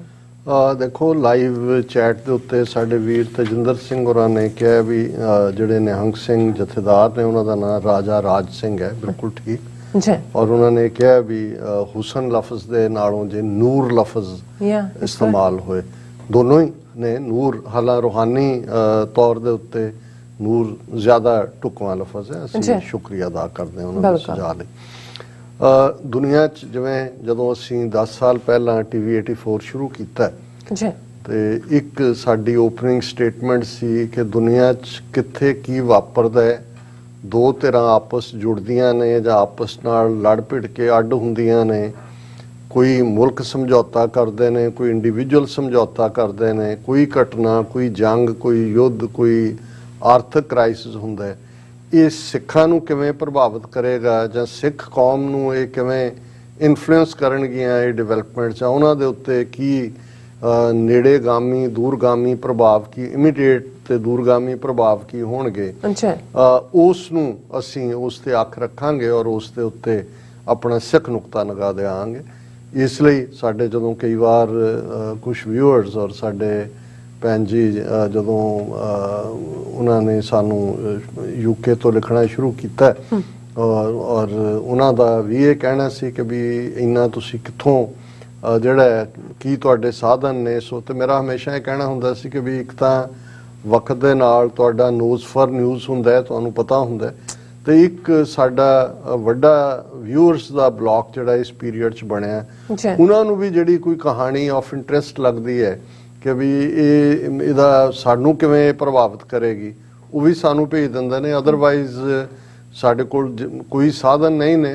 ਜਿਹੜੇ ਬਹੁਤ ਸਾਰੇ ਮੀਡੀਆ ਚੈਨਲਸ ਦੇ ਉੱਤੇ ਬੈਠੇ ਹੁੰਦੇ ਨੇ ਸ਼ਾਮ ਨੂੰ, ਭਾਵੇਂ ਉਹਨਾਂ ਨੇ ਅੱਧੇ ਘੰਟੇ ਦੀ ਗੁਫ਼ਤਗੂ ਕਰਨੀ ਹੁੰਦੀ ਹੈ, ਉਹਨਾਂ ਦੇ 8-8 10-10 ਰਿਸਰਚਰ ਹੁੰਦੇ ਨੇ, ਅੱਡ-ਅੱਡ ਰਿਸਰਚ ਕਰਕੇ ਰੈਡੀਮੇਡ ਸਟੋਰੀਜ਼ ਉਹਨਾਂ ਦੇ ਟੇਬਲ ਤੇ ਪਈਆਂ ਹੁੰਦੀਆਂ। ਸੋ ਸਾਨੂੰ ਇਸ ਗੱਲ ਦਾ ਫਖਰ ਔਰ ਮਾਣ ਹੈ ਕਿ ਇਹੀ ਨਹੀਂ ਕਿ ਸਾਡੇ ਵਿਊਅਰਸ ਸਾਡੀ ਦੌਲਤ ਨੇ, ਜਿਹੜੇ ਸਾਨੂੰ ਐਡਮਾਇਰ ਕਰਦੇ ਨੇ, ਫਾਈਨੈਂਸ਼ੀਅਲ ਵੀ ਹੈਲਪ ਕਰਦੇ ਨੇ। ਪਰ ਜੋ ਕੁਝ ਅਸੀਂ 1.5 ਘੰਟੇ ਦੇ ਵਿੱਚ ਡਿਲੀਵਰ ਕਰ ਪਾਉਂਦੇ ਹਾਂ, ਇਹਦੇ 'ਚ ਬਹੁਤ ਵੱਡੀ ਕੰਟਰੀਬਿਊਸ਼ਨ ਸਾਡੇ ਵਿਊਅਰਸ ਦੀ ਵੀ ਹੁੰਦੀ ਹੈ। ਉਹਨਾਂ ਵੱਲੋਂ ਸਟੋਰੀ ਸਾਨੂੰ ਮਿਲਦੀਆਂ ਨੇ, ਸਾਡਾ ਰਾਹ ਜਿਹੜਾ ਉਹ ਸੌਖਾ ਹੋ ਜਾਂਦਾ ਹੈ। ਜੀ ਹੁਣ ਜਿਵੇਂ ਅੱਜ ਇੱਕ ਖਬਰ ਜਿਸ ਹਵਾਲੇ ਨਾਲ ਲੱਗੀ, ਜੇ ਤੁਸੀਂ ਇੰਡੀਅਨ ਮੀਡੀਆ ਦੀ ਸਪਿਨ ਦੇਖੋ ਤੇ ਉਹਨਾਂ ਨੇ ਤਾਂ ਬਿਲਕੁਲ ਇਹ ਕਿਉਂਕਿ ਜਦੋਂ ਸਕਾਟਲੈਂਡ ਦੇ ਵਿੱਚ 2014 ਦੇ ਵਿੱਚ ਰੈਫਰੈਂਡਮ ਹੋਇਆ, ਉਦੋਂ ਜਿਹੜਾ ਅਜੇ ਪਾਵਰ ਦੇ ਵਿੱਚ ਆਇਆ ਸੀ ਮੋਦੀ, ਔਰ ਸੁਸ਼ਮਾ ਸਵਰਾਜ ਜਿਹਦੀ ਬਾਅਦ ਦੇ ਵਿੱਚ ਕੈਂਸਰ ਨਾਲ ਡੈਥ ਹੋਈ, ਅੱਛਾ। ਉਹ ਮਿਨਿਸਟਰ ਸੀ। ਔਰ ਤੁਸੀਂ ਇਹ ਦੇਖੋ ਕਿ ਵੀ ਇਹ ਜਿਹੜੀ ਬ੍ਰਾਹਮਣਵਾਦ ਦੀ ਸੋਚ ਵਾਲੇ ਨੇ ਜਾਂ ਹਿੰਦੂ ਤਵੀ, ਇਹਨਾਂ ਦਾ ਨੱਕ ਕਿੰਨਾ ਲੰਬਾ ਹੈ ਕਿ ਵੀ ਇਹ ਕਿੱਥੋਂ ਤੱਕ ਸਮੈਲ ਕਰ ਲੈਂਦੇ ਨੇ ਕਿ ਇਸ ਚ ਹਾਲਾਂ ਇਹ ਬਿਟਵੀਨ ਯੂਕੇ ਐਂਡ ਸਕਾਟਲੈਂਡ ਸੀ। 300 ਸਾਲ ਤੋਂ ਸਕਾਟਲੈਂਡ ਨੇ ਸਰੈਂਡਰ ਕਰ ਦਿੱਤਾ ਸੀ ਯੂਕੇ ਦੇ ਸਾਹਮਣੇ। ਉਹ ਪੁਰਾਣੀਆਂ ਕਹਾਣੀਆਂ ਕਿੰਗ ਬਰੂਸ ਐਂਡ ਸਪਾਈਡਰ ਦੀਆਂ ਔਰ ਵਾਲੇਸ ਔਰ ਦੂਜੇ 300 ਸਾਲ ਪਹਿਲਾਂ ਉਹਨਾਂ ਨੇ ਦੇਖਿਆ ਵੀ ਨਹੀਂ ਇਹ ਟੂ ਮਾਈਟੀ ਨੇ, ਔਰ ਉਹਨਾਂ ਨੇ ਉਹਨਾਂ ਦੀਆਂ ਕੰਡੀਸ਼ਨਸ ਦੇ ਉੱਤੇ ਕਰ ਲਿਆ। ਲੇਕਿਨ 3 ਸਦੀਆਂ ਬਾਅਦ ਜਦੋਂ ਉਹਨਾਂ ਨੂੰ ਇਹ ਅਹਿਸਾਸ ਹੋਇਆ ਕਿ ਵੀ ਨਹੀਂ ਅਸੀਂ ਜਿਹੜਾ ਕਿੰਨੇ ਬਹਾਦਰ ਲੋਕ ਸੀ, ਅਸੀਂ ਕੀ ਸੀ, ਸਾਡਾ ਧੋਖੇ ਨਾਲ ਸਾਨੂੰ ਸਬਜੂਗੇਟ ਕੀਤਾ ਗਿਆ, ਤੇ ਫਿਰ ਅਸੀਂ ਦੇਖਦੇ ਹਾਂ ਕਿ ਸਕਾਟਿਸ਼ ਨੈਸ਼ਨਲਿਸਟ ਪਾਰਟੀ 1998 ਦੇ ਵਿੱਚ ਬਣਦੀ ਹੈ ਸਕਾਟਲੈਂਡ ਦੇ ਵਿੱਚ। ਅਰੇ ਉਹ ਪੀਰੀਅਡ ਸੀ ਕਿ ਇੱਕ ਫਿਲਮ ਜਿਹੜੀ ਬਾਲੀਵੁੱਡ ਦੀ, ਜਿਹਨੂੰ ਮੈਂ ਵੀ 2-3 ਵਾਰ ਦੇਖਿਆ, ਬਰੇਵ ਹਾਰਟ, ਕਿਉਂਕਿ ਬਰੇਵ ਹਾਰਟ ਉਹ ਸਟਰਗਲ ਦੀ ਯਾਦ ਦਹਾਨੀ ਸੀ, ਇੱਕ ਪਾਸੇ ਧੋਖੇਬਾਜ਼ੀ ਦੀ ਕਿਵੇਂ ਬ੍ਰਿਟਿਸ਼ਰਸ ਨੇ ਕੀ, ਇੱਕ ਪਾਸੇ ਬਰੇਵਰੀ ਦੀ। ਔਰ ਜਿਹੜੀ 1998 ਚ ਸਕਾਟਿਸ਼ ਨੈਸ਼ਨਲਿਸਟ ਪਾਰਟੀ ਬਣੀ, ਸ਼ੁਰੂ ਦੇ ਵਿੱਚ ਥੋੜੀਆਂ ਸੀਟਾਂ ਮਿਲੀਆਂ, ਅਗਲੇ 10 ਸਾਲਾਂ ਤੱਕ ਪਹੁੰਚਦੇ ਅੱਜ ਤੋਂ 10 ਸਾਲ ਪਹਿਲਾਂ ਉਹਨਾਂ ਨੇ ਕੰਪਲੀਟ ਜਿਹੜਾ ਹੈ ਉਹ ਸਕਾਟਲੈਂਡ ਦੇ ਵਿੱਚ ਉਹਨਾਂ ਦੀ ਪਾਰਲੀਮੈਂਟ ਬਣਦੀ ਹੈ। ਜਦੋਂ ਫਿਰ ਇਹਨਾਂ ਨੇ ਸਮਝੌਤਾ ਕਰਕੇ ਪਾਰਲੀਮੈਂਟ ਬਣਾਉਣ ਦਾ ਫੈਸਲਾ ਕੀਤਾ ਔਰ ਉਹਦੇ ਚ ਸਕਾਟਿਸ਼ ਨੈਸ਼ਨਲਿਸਟ ਪਾਰਟੀ ਦੀ ਹਕੂਮਤ ਬਣੀ, ਸਮਝੌਤਾ ਵੀ ਹੋਇਆ। ਔਰ ਫਿਰ ਜਿਹੜੇ MP ਚੁਣ ਕੇ ਜਾਂਦੇ ਨੇ ਸਕਾਟਲੈਂਡ ਤੋਂ, ਉਹਨਾਂ 'ਚ ਵੀ 90% ਆਲਮੋਸਟ ਪਿਛਲੀਆਂ ਚੋਣਾਂ ਤੱਕ ਪਹੁੰਚਦੇ ਆ ਉਹਨਾਂ ਦੇ ਹੀ ਸੀ ਜਿਹੜੇ ਆਜ਼ਾਦ ਸਕਾਟਲੈਂਡ ਚਾਹੁੰਦੇ ਨੇ। ਹੁਣ ਇਸ ਗੱਲ ਨੂੰ ਟੈਸਟ ਕਰਨ ਦੇ ਲਈ 2014 ਦੇ ਵਿੱਚ ਉਸ ਵੇਲੇ ਬ੍ਰਿਟਿਸ਼ ਪ੍ਰਾਈਮ ਮਿਨਿਸਟਰ ਔਰ ਬ੍ਰਿਟਿਸ਼ ਪਾਰਲੀਮੈਂਟ ਦੀ ਮਨਜ਼ੂਰੀ ਜ਼ਰੂਰੀ ਹੁੰਦੀ ਹੈ, ਜੋ ਵੀ ਉਹਨਾਂ ਦਾ ਕਨਸਟੀਟਿਊਸ਼ਨ ਹੈ ਕਿ ਕਿੱਥੇ ਰੈਫਰੈਂਡਮ ਹੋ ਕੇ ਲੋਕਾਂ ਨੂੰ ਹੱਕ ਦੇਣਾ। ਸੋ ਇਹ ਬ੍ਰਿਟਿਸ਼ ਪਾਰਲੀਮੈਂਟ ਨੇ ਮੰਨ ਲਿਆ। 2014 ਦੇ ਵਿੱਚ ਰੈਫਰੈਂਡਮ ਹੋਇਆ ਸਕਾਟਲੈਂਡ, ਔਰ ਮੈਂ ਬ੍ਰਾਹਮਣ ਦੇ ਲੰਬੇ ਨੱਕ ਦੀ ਗੱਲ ਕਰ ਰਿਹਾ ਸੀ। ਸੁਸ਼ਮਾ ਸਵਰਾਜ ਨੇ ਉਦੋਂ ਵਿਰੋਧ ਕੀਤਾ ਸੀ ਕਿ ਸਕਾਟਲੈਂਡ ਦੇ ਵਿੱਚ ਇਹ ਨਹੀਂ ਹੋਣਾ ਚਾਹੀਦਾ, ਕਿਉਂਕਿ ਉਹਨਾਂ ਨੂੰ ਨਜ਼ਰ ਆ ਰਿਹਾ ਸੀ ਕਿ ਵੀ ਅਲਟੀਮੇਟਲੀ ਜਿਹੜੀਆਂ ਨੈਸ਼ਨੈਲਿਟੀਜ਼ ਨੂੰ ਉਹਨਾਂ ਨੇ ਮਾਈਟ ਨਾਲ, ਤਾਕਤ ਨਾਲ, ਫਰੇਬ ਨਾਲ, ਫੌਜ ਦੇ ਜ਼ੋਰ ਨਾਲ, ਨਸਲਕੁਸ਼ੀਆਂ ਨਾਲ ਗੁਲਾਮ ਬਣਾਇਆ ਹੋਇਆ, ਇਹ ਉਹਨਾਂ ਦੇ ਲਈ ਇੱਕ ਰੋਲ ਮਾਡਲ ਹੋਏਗਾ ਔਰ ਉਹ ਵੀ ਰੈਫਰੈਂਡਮ ਦੀ ਮੰਗ ਕਰਨਗੇ। ਹਾਲਾਂਕਿ ਇਹ ਉਸ ਨੂੰ ਬਾਅਦ ਦੇ ਵਿੱਚ ਬਹੁਤਿਆਂ ਨੇ ਸਨੱਬ ਕੀਤਾ ਕਿ ਭਾਈ ਇਹ ਤੁਹਾਨੂੰ ਕੋਈ ਹੱਕ ਨਹੀਂ ਹੈ, ਵੀ ਇਹ ਤਾਂ matter between UK and Scotland ਹੈ। ਯੂਕੇ ਦੀ ਪਾਰਲੀਮੈਂਟ ਨੇ ਪਾਸ ਕੀਤਾ, ਸਕਾਟਲੈਂਡ ਦੇ ਲੋਕਾਂ ਨੇ ਕਰਵਾਇਆ। ਹੁਣ 2014 ਦੇ ਵਿੱਚ ਜਦੋਂ ਰੈਫਰੈਂਡਮ ਹੁੰਦਾ ਹੈ ਤੇ 55 ਵਰਸਸ 45% ਨਾਲ ਇਹ ਰਿਜੈਕਟ ਹੋ ਗਿਆ ਕਿ 55% ਲੋਕਾਂ ਨੇ ਕਿਹਾ, 55% ਲੋਕਾਂ ਨੇ ਕਿ ਅਸੀਂ ਨਾਲ ਰਹਿਣਾ ਯੂਕੇ ਦੇ, 45% ਨੇ ਕਿਹਾ ਕਿ ਅਸੀਂ ਆਜ਼ਾਦ ਹੋਣਾ। ਲੇਕਿਨ ਇਸ ਤੋਂ ਬਾਅਦ ਸਕਾਟਿਸ਼ ਨੈਸ਼ਨਲਿਸਟ ਪਾਰਟੀ ਦੀ ਹਕੂਮਤ ਚੱਲ ਰਹੀ ਹੈ ਜਾਂ ਦੂਜੇ।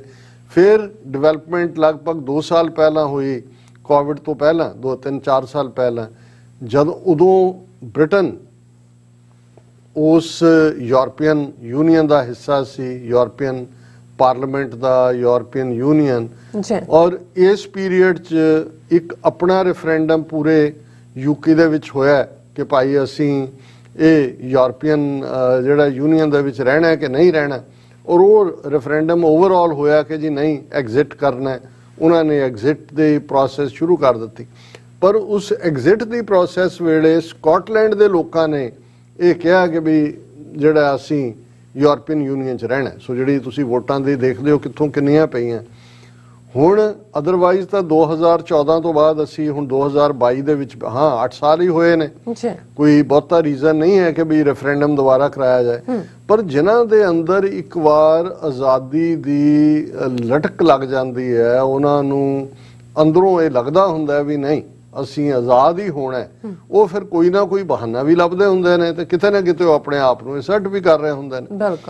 ਫਾਈਨਲੀ ਯੂਕੇ ਬਾਹਰ ਨਿਕਲਿਆ ਤੇ ਸਕਾਟਲੈਂਡ ਦੀ ਸਕਾਟਿਸ਼ ਨੈਸ਼ਨਲਿਸਟ ਪਾਰਟੀ ਨੇ ਇਹ ਇਸ ਦੇ ਉੱਤੇ ਆਰਗੂਮੈਂਟ ਦਿੱਤਾ ਕਿ ਵੀ ਇਹ ਦੁਬਾਰਾ ਹੋਣਾ ਚਾਹੀਦਾ ਹੁਣ ਰੈਫਰੈਂਡਮ, ਕਿਉਂਕਿ ਸਕਾਟਲੈਂਡ ਦੇ ਲੋਕ ਇਸ ਹੱਕ 'ਚ ਨਹੀਂ ਸੀ ਕਿ ਉਸ ਚੋਂ ਯੂਰਪੀਅਨ ਯੂਨੀਅਨ ਚੋਂ ਨਿਕਲਿਆ ਜਾਏ, ਔਰ ਇਹ ਨਿਕਲੇ ਨੇ। ਹੁਣ ਲੋਕਾਂ ਨੂੰ ਤੁਸੀਂ ਪੁੱਛ ਲਓ ਬਈ ਕੀ ਹੈ। ਹੁਣ ਕਿਉਂਕਿ ਆਉਣ ਵਾਲੇ ਅਕਤੂਬਰ 2023 ਨੂੰ ਜਿਹੜੀਆਂ ਨੇ ਚੋਣਾਂ ਵੀ ਹੋਣੀਆਂ ਨੇ, ਔਰ ਸਕਾਟਿਸ਼ ਨੈਸ਼ਨਲ ਪਾਰਟੀ ਨੂੰ ਬਹੁਤ ਜ਼ਬਰਦਸਤ ਲੀਡਰ ਮਿਲੀ ਹੋਈ ਹੈ, ਜਿਹੜੀ ਉਹਨਾਂ ਦੀ ਪ੍ਰਾਈਮ ਮਿਨਿਸਟਰ ਹੈ ਸਕਾਟਲੈਂਡ ਦੀ। ਉੱਥੇ ਪ੍ਰਾਈਮ ਮਿਨਿਸਟਰ ਨਹੀਂ, ਫਸਟ ਮਿਨਿਸਟਰ ਲਫ਼ਜ਼ ਯੂਜ਼ ਕਰਦੇ ਨੇ, ਨਿਕੋਲ ਸਟਰਗਨ। ਇਹ ਜਿਹੜੀ ਸਕਾਟਿਸ਼ ਨੈਸ਼ਨਲ ਪਾਰਟੀ ਹੈ ਇਹ ਖਾਲਿਸਤਾਨ ਦੀ ਵੀ ਹਮਾਇਤੀ ਹੈ। ਸਿੱਖ ਫੈਡਰੇਸ਼ਨ ਦੇ ਇੱਕ ਜਿਹੜੀ ਕਨਵੈਨਸ਼ਨ ਸੀ ਬਿਫੋਰ ਕੋਵਿਡ 4 ਸਾਲ ਪਹਿਲਾਂ, ਉਹਦੇ 'ਚ ਵੀ ਉਹਨਾਂ ਦੀ ਇੱਕ ਐਮਪੀ ਨੇ ਆ ਕੇ ਐਡਰੈਸ ਕੀਤਾ ਸੀ, ਕਿਉਂਕਿ ਜੋ ਆਪਣੇ ਲੋਕਾਂ ਲਈ ਰੈਫਰੈਂਡਮ 300 ਸਾਲ ਦੀ ਯੂਨੀਅਨ ਜਿਹੜੀ ਖੁਦ ਉਹਨਾਂ ਨੇ ਕੀਤੀ ਸੀ, ਭਾਵੇਂ ਹਾਰਾਂ ਤੋਂ ਬਾਅਦ ਹੀ ਕੀਤੀ ਸੀ, ਉਹਨੂੰ ਓਪਨ ਕਰਕੇ ਆਜ਼ਾਦ ਹੋਣਾ ਚਾਹੁੰਦੇ ਨੇ। ਤੇ ਉਹਨਾਂ ਨੂੰ ਤਾਂ ਪਤਾ ਹੈ ਵੀ 75 ਸਾਲ ਪਹਿਲਾਂ ਸਿੱਖ ਕੌਮ ਧੋਖੇ ਨਾਲ, ਫਰੇਬ ਨਾਲ ਜਿਹੜੀ ਹੈ ਇਹਨਾਂ ਦੇ ਜਾਲ ਦੇ ਵਿੱਚ ਫਸੀ ਹੈ, ਤੀਸਰੀ ਧਿਰ ਸੀ। ਔਰ ਸਿੱਖਾਂ ਨੇ ਤਾਂ ਕਨਸਟੀਟਿਊਸ਼ਨ ਵੀ ਨਹੀਂ ਮੰਨਿਆ ਹੋਇਆ ਇੰਡੀਆ ਦਾ। ਸੋ ਜਿਹੜੇ 300 ਸਾਲ ਬਾਅਦ ਆਪਣੀ ਰਿਲੇਸ਼ਨਸ਼ਿਪ ਰੀਡਿਫਾਈਨ ਕਰ ਰਹੇ ਨੇ ਯੂਕੇ ਦੇ ਨਾਲ, ਉਹ ਸਿੱਖਾਂ ਦੀ ਹਮਾਇਤ ਕਿਉਂ ਨਾ ਕਰਨ। ਸੋ ਇਸ ਸਾਰੇ ਦੇ ਚੱਲਦੇ ਆ ਜਦੋਂ ਹੁਣ ਫਸਟ ਮਿਨਿਸਟਰ ਬੀਬੀ ਨੇ ਨਿਕੋਲ ਸਟਰਗਨ ਨੇ ਐਲਾਨ ਕੀਤਾ ਕਿ ਜੀ ਅਸੀਂ ਇਹ ਚਾਹੁੰਦੇ ਹਾਂ ਕਿ 2023 ਦੇ ਵਿੱਚ ਜਿਹੜਾ ਉਹ ਰੈਫਰੈਂਡਮ ਫਿਰ ਕਰਵਾਇਆ ਜਾਏ, ਕਿਉਂਕਿ ਸਿਚੁਏਸ਼ਨ ਨਵੀਂ ਡਿਵੈਲਪ ਹੋਈ ਹੈ, ਕਿਉਂਕਿ ਯੂਕੇ ਬਾਹਰ ਨਿਕਲਿਆ ਯੂਰਪੀਅਨ ਯੂਨੀਅਨ ਚੋਂ।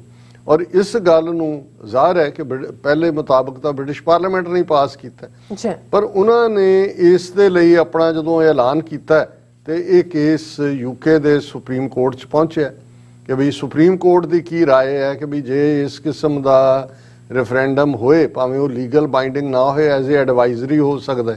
ਸੋ ਅੱਜ ਜਿਹੜੀ ਖਬਰ ਮੈਂ ਜਿਵੇਂ ਕਿਹਾ ਵੀ ਸਪਿਨ ਦੇਣ ਦੀ ਗੱਲ ਹੈ, ਹੁਣ ਤੁਸੀਂ ਇੰਡੀਅਨ ਮੀਡੀਆ ਦੇਖੋ ਤੇ ਜਿਹਨੂੰ ਖਬਰ ਦੀ ਡੀਪਰ ਨੁਆਂਸ ਦਾ ਨਹੀਂ ਪਤਾ, ਉਹ ਕਹੇਗਾ ਲਓ ਜੀ ਉਡਾ ਦਿੱਤਾ ਸਕਾਟਲੈਂਡ ਦਾ। ਹੁਣ ਖਬਰ ਹੈ blow for Scottish nationalists as UK court rejects independence vote bid. ਉਹਨਾਂ ਨੇ ਕਿਹਾ ਜੀ ਸੁਪਰੀਮ ਕੋਰਟ ਦੇ ਯੂਕੇ ਦੇ 5 ਹੀ ਜੱਜਾਂ ਨੇ ਫੈਸਲਾ ਦਿੱਤਾ ਕਿ ਵੀ ਦੁਬਾਰਾ ਜਿਹੜਾ ਹੈ ਉਹ ਰੈਫਰੈਂਡਮ ਨਹੀਂ ਹੋ ਸਕਦਾ, ਕਿਉਂਕਿ ਉਹਦੇ 'ਚ ਉਹਨਾਂ ਨੇ ਆਪਣੇ ਫੈਸਲੇ 'ਚ ਕਿਹਾ ਕਿ ਇਹ ਜਿਹੜੀ ਇਸ ਕਿਸਮ ਦੇ ਰੈਫਰੈਂਡਮ ਹੁੰਦੇ ਨੇ, this is once in A generation event. Generation 20 ਸਾਲ ਦੀ ਮੰਨੀ ਜਾਂਦੀ ਵੀ ਅਜੇ ਹੁਣ ਤਾਂ ਹੋ ਕੇ ਹਟਿਆ, 8 ਸਾਲ ਪਹਿਲਾਂ ਇਹਦੀ ਦੁਬਾਰਾ ਲੋੜ ਨਹੀਂ ਹੈ। ਔਰ ਇਹ ਜਿਹੜਾ ਨਾ ਹੀ ਐਡਵਾਈਜ਼ਰੀ ਹੋ ਸਕਦਾ ਕਿ ਨਾ ਹੀ ਇਹ ਬਾਈਂਡਿੰਗ ਹੋ ਸਕਦਾ। ਹੁਣ ਬਹੁਤੇ ਕਹਿਣ ਦੇਖੋ ਜੀ ਹੁਣ ਤਾਂ ਫੈਸਲਾ ਆ ਗਿਆ, ਪਰ ਇਹ ਜਿਹੜੀ ਰੈਜ਼ਿਲੀਐਂਟ ਸਪਿਰਿਟ ਹੁੰਦੀ ਹੈ, ਹੁਣ ਇਸ ਨੂੰ ਕਿਵੇਂ ਸਕਾਟਿਸ਼ ਨੈਸ਼ਨਲਿਸਟ ਪਾਰਟੀ ਨੇ ਲਿਆ ਔਰ ਬੀਬੀ ਨਿਕੋਲ ਨੇ ਇਹਦਾ ਕੀ ਜਵਾਬ ਦਿੱਤਾ। ਉਹਨਾਂ ਨੇ ਕਿਹਾ ਕਿ ਜੀ ਠੀਕ ਹੈ, ਹੁਣ 2024 ਦੇ ਵਿੱਚ ਚੋਣਾਂ ਆ ਰਹੀਆਂ ਨੇ ਔਰ ਉਹ ਡੀ ਫੈਕਟੋ ਰੈਫਰੈਂਡਮ ਹੋਏਗਾ। ਅਸੀਂ ਚੋਣਾਂ ਦੇ ਵਿੱਚ ਜਾ ਕੇ ਲੋਕਾਂ ਨੂੰ ਪੁੱਛਾਂਗੇ ਕਿ ਦੱਸੋ ਤੁਸੀਂ ਆਜ਼ਾਦੀ, ਉਹ ਡੀ ਫੈਕਟੋ ਹੋਏਗਾ। ਉਹਦੀ ਜਿਹੜੀ ਉਹਨੇ ਸਟੇਟਮੈਂਟ ਦਿੱਤੀ ਇਹ ਜ਼ਬਰਦਸਤ ਹੈ ਕਿ ਵੀ ਤੁਸੀਂ ਐਡਵਰਸ ਸਿਚੁਏਸ਼ਨ ਨੂੰ ਆਪਣੇ ਹੱਕ 'ਚ ਕਿਵੇਂ ਭੁਗਤਾਉਂਦੇ ਹੋ। ਉਹਨੇ ਇਹ ਕਿਹਾ ਇਹ law that doesn't allow Scotland to choose our own future without Westminster consent exposes as myth any notion of the UK as a voluntary partnership and makes case for independence।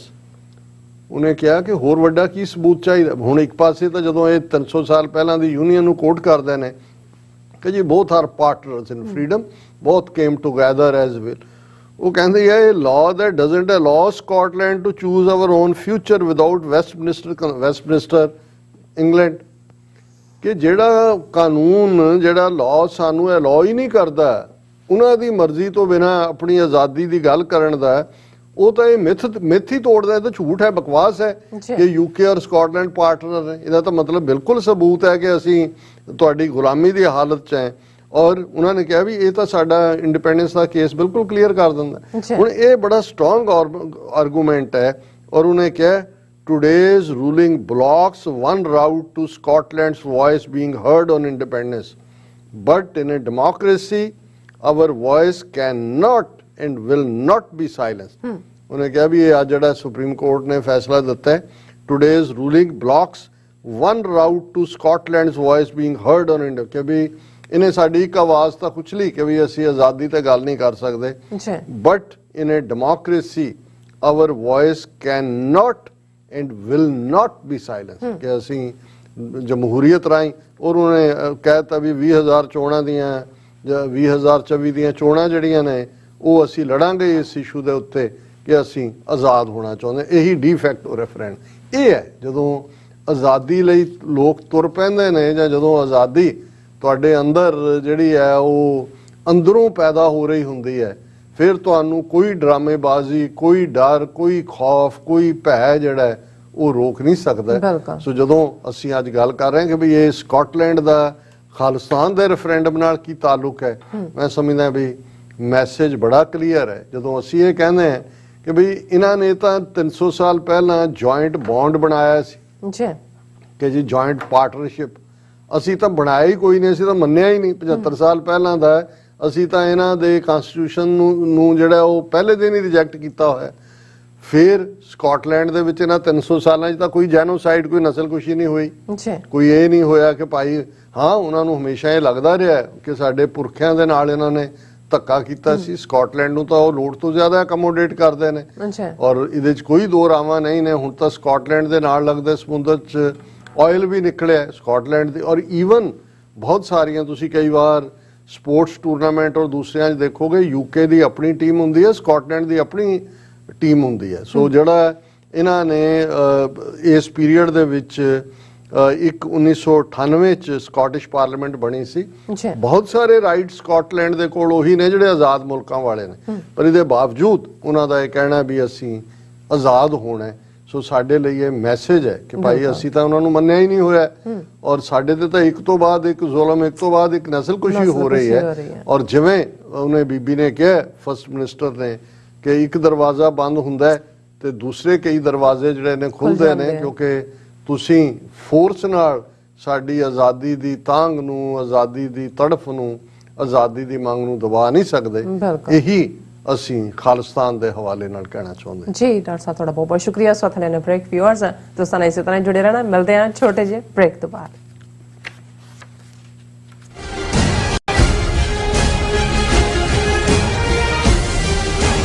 ਕੀ ਤੁਸੀਂ ਆਪਣੇ ਟੈਕਸਸ ਨੂੰ ਲੈ ਕੇ ਚਿੰਤਤ ਹੋ?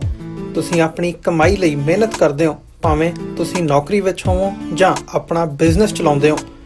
ਜਦੋਂ tax ਭਰਨ ਦਾ ਸਮਾਂ ਆਉਂਦਾ ਤਾਂ ਤੁਹਾਨੂੰ ਇੱਕ ਭਰੋਸੇਯੋਗ ਟੈਕਸ ਅਕਾਊਂਟੈਂਟ ਦੀ ਲੋੜ ਹੈ ਜੋ ਟੈਕਸ ਬੈਲੈਂਸ ਦਾ ਤੁਹਾਡੇ ਪੱਖ ਵਿੱਚ ਜਾਣਾ ਯਕੀਨੀ ਬਣਾਵੇ।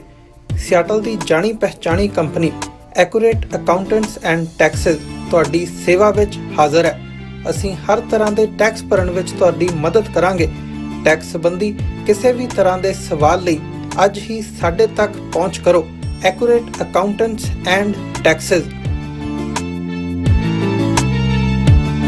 ਇੱਕ ਓੰਕਾਰ, ਇੱਕ ਸ਼ਬਦ ਵੱਖਰਾ ਕਹਿਣਾ, ਇੱਕ ਓੰਕਾਰ, ਇਸ ਤਰ੍ਹਾਂ ਬੋਲਣਾ। ਸਾਡਾ ਇਹ ਨਿੱਕਾ ਜਿਹਾ ਉਪਰਾਲਾ ਹੈ ਕਿ ਅਸੀਂ ਸਾਰੇ ਖੁਦ ਧੰਨ ਸ਼੍ਰੀ ਗੁਰੂ ਗ੍ਰੰਥ ਸਾਹਿਬ ਜੀ ਦੀ ਬਾਣੀ ਦਾ ਸ਼ੁੱਧ ਉਚਾਰਨ ਕਰ ਸਕੀਏ। ਸਤਿਨਾਮ ਕਰਤਾ ਪੁਰਖ। ਪਰਿਵਾਰ ਵਿੱਚ ਬੈਠ ਕੇ ਇਸ ਪ੍ਰੋਗਰਾਮ ਨੂੰ ਦੇਖੀਏ ਤੇ ਆਪਣੇ ਪਰਿਵਾਰਾਂ ਨੂੰ ਗੁਰਬਾਣੀ ਨਾਲ ਜੋੜੀਏ। TV 84 ਤੇ ਹਰ ਰੋਜ਼ ਸ਼ਾਮ 6 ਵਜੇ ਤੋਂ 6:30 ਵਜੇ ਤੱਕ ਗੁਰਬਾਣੀ ਸੰਥਿਆ ਦਾ ਪ੍ਰਸਾਰਣ ਕੀਤਾ ਜਾਵੇਗਾ।